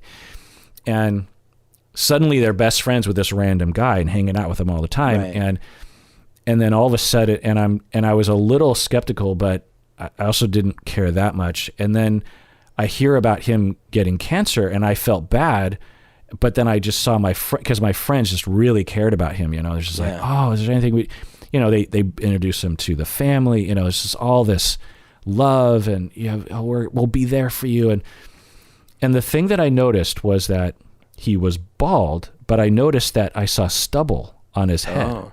And I thought, and now I know that some people will preemptively shave all their hair thinking I might lose it, you know what I mean? So that doesn't really indicate anything. But anyway, I remember noting that. It's like, I thought you lost your hair and wouldn't have stubble. But anyway, you know, because I wouldn't think anyone would do that. And he swindled money out of my friends. And then, so that's the other sign is like, there's always a monetary crisis. Yeah. But even at this phase, it's hard to tell because sometimes your friends have real crises, and then they have a real financial problem, and then you can actually help. You know, like how do you know? It's just there's red flags though. It's the other factor I would look for is a track record of like, because these psychopathic con men, they have a wake of cons behind them, like Simon did, right? And so little signs that you'll detect will be things like they might say, oh, those people are, especially in today's world with the internet, like a current con man would have to account for the fact that their victims are on the internet. Yeah. And so they would have to have they would be smart to, with their next victim, say something along the lines of, they would have some story about lies. Right. They would prep the scene by, oh gosh, I was in a horrible group back in wherever I just came from. Yeah. These people are evil, Right. Fake news, that kind of thing. They're out to get me. Yeah. I have to lay the groundwork so They're still trying. They'll post weird stuff. Oh, you don't even know. Yeah. So if you see anything, just know that it's them. Don't reply to it. Don't engage. Yeah. And so that would be, I would imagine that most modern day psychopathic con individuals they're saying something along those lines. The other thing is that they might have little connection with their past. They might talk about their past, but they probably don't have a visceral connection. Yeah, like the Simon guy. It's not like any of these gals were ever invited to go actually meet the famed King of Diamonds. Right. Now, Simon did bring a woman that claimed to be his ex-wife with their child, so which is its own chaos, right? That's a hard one. We're going on one. This trip. Here's my ex with my kid. But again, if you're Cecily, you're like, how would this possibly be so you're telling me that first date, he's conning me, that the woman's conning me?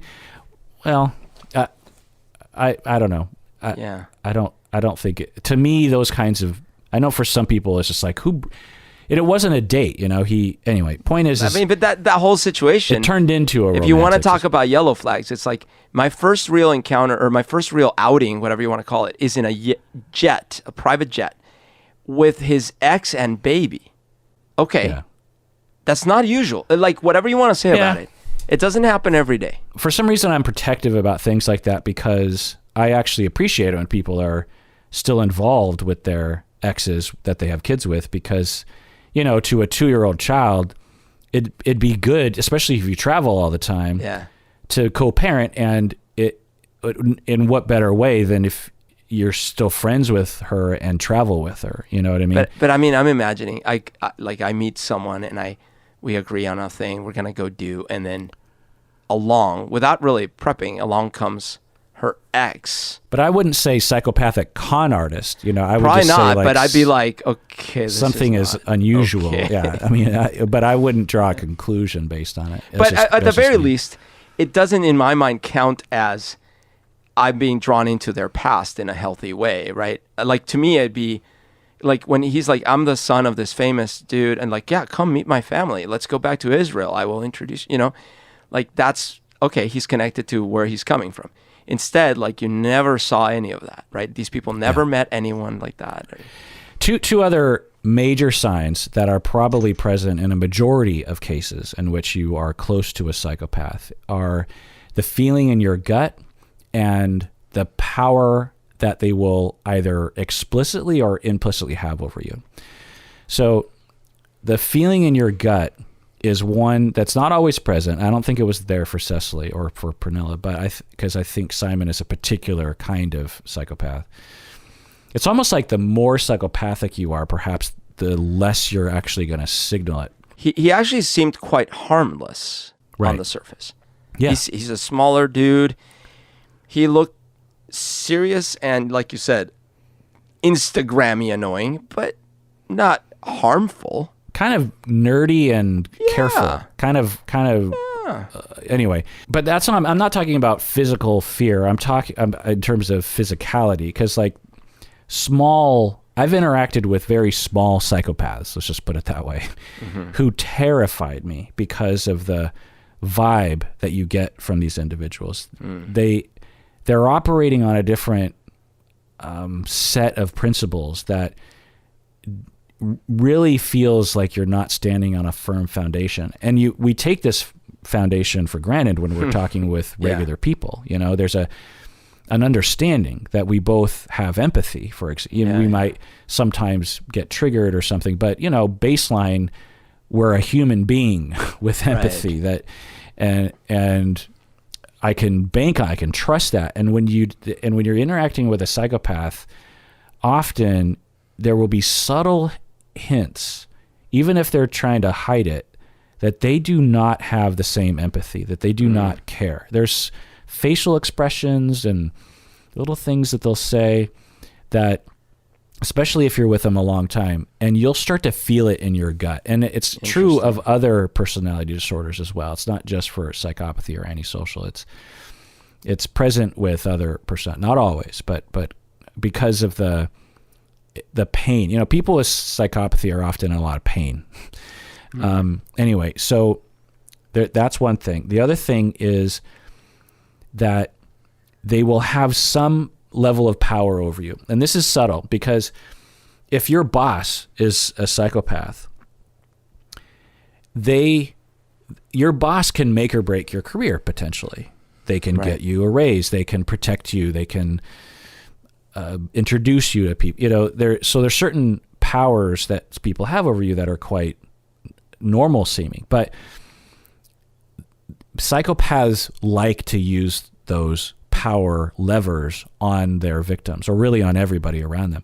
And so, like, one distinction is like a non-psychopathic boss, you recognize that they can kind of make or break your career, but they have empathy towards you, and you kind of trust that they have your back, kind of a thing. Or at least they're indifferent towards you or whatever. But a psychopathic boss will turn that lever and make you they'll highlight the lever frequently. And they won't give you what you want very quickly. And they might not ever give you what you want, because if they do, maybe they'll lose control over you, right? But you feel the lever being pulled by them frequently. Right. You know, there's signaling to you as the mark, that as the victim of the psychopath, that if you please, and it's a feeling you get, it's like, I need to please this person because I need them to be happy with me. And there's a vibe you get with psychopaths that it feels different than just, well, you know, if you have a boss that's a non-psychopath that you want to impress, I don't know how to describe it, Berto. It just feels different. It feels like, is there a threat? Do you feel some dread of not pleasing them?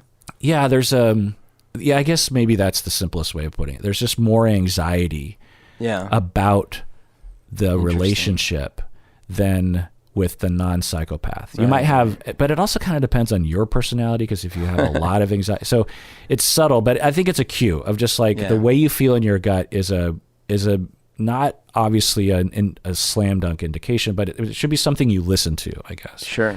Because psychopaths, they will try to get power over you. And then when they have power over you, they will try to use it. They want to use it. They want to get you to do things to benefit them by using those levers of power.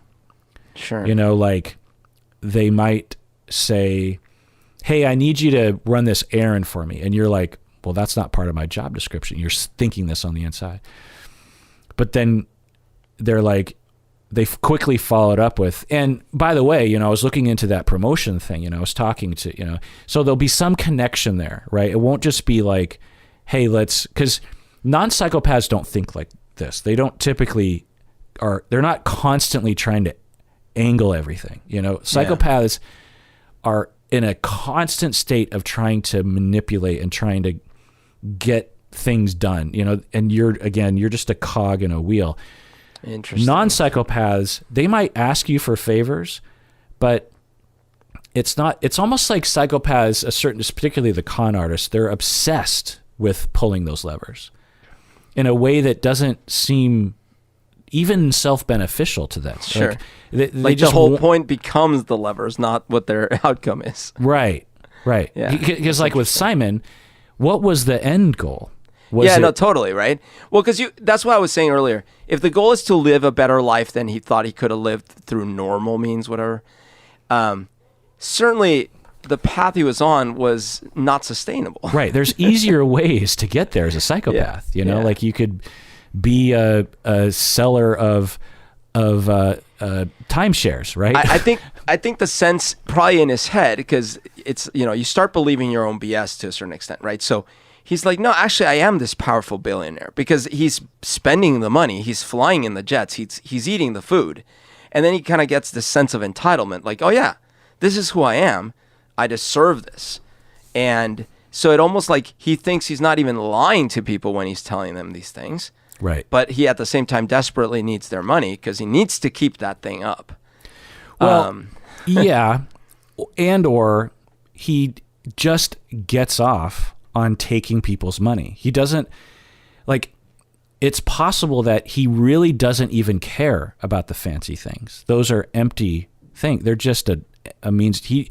What he wants is to manipulate. It makes him feel good to have power over other people, however he gets it. And he just learned that if he plays the materialistic Instagram a-hole game, that's his fastest ticket to manipulating all sorts of people, even people that aren't interested in him romantically or sexually. Like, if there are so many people who would just meet him and see his Instagram and just do anything they could to please him, and that is what he wants. So you're probably right. At the same time, what makes me wonder in this particular instance is, A, the meticulous part of the planning, that, yes, of course, the irrational part was how fast he spent the money, but just like all the groundwork he would lay. And the fact was that he seemed to want to overspend.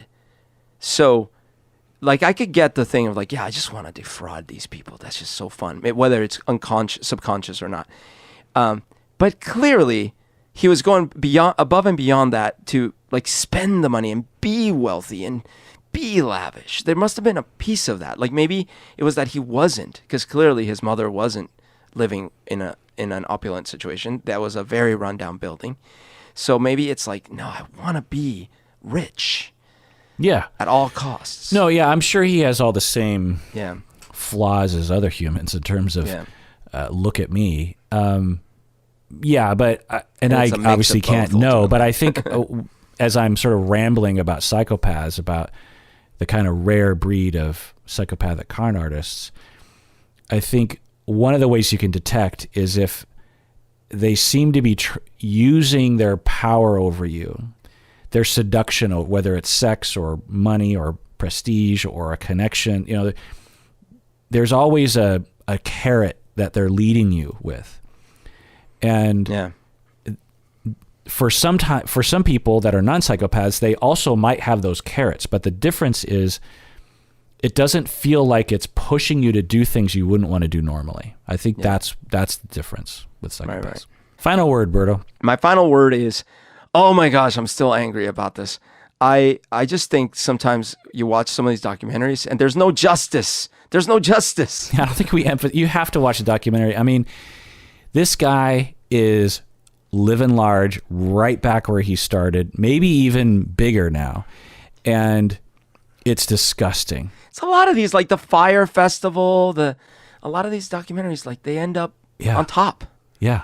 And it's disgusting. You know, you would just hope that after the documentary on Netflix, that his face now is associated with so many bad things that people won't want to be with him. Yeah. Like so many of the CEOs that were at the helm with the 2008 crash ended up in super high positions in politics and then in other companies. And like you see this over and over again, that we're like, the little people pay their sentences because they had, you know, a little pot in their pocket and they're gone forever. And then you have these like bigger criminals, and it's almost like the bigger you get, like the harder it is for you to have to pay anything. Yeah. Well, the world sucks, and everyone out there, please take care of yourself because you deserve it.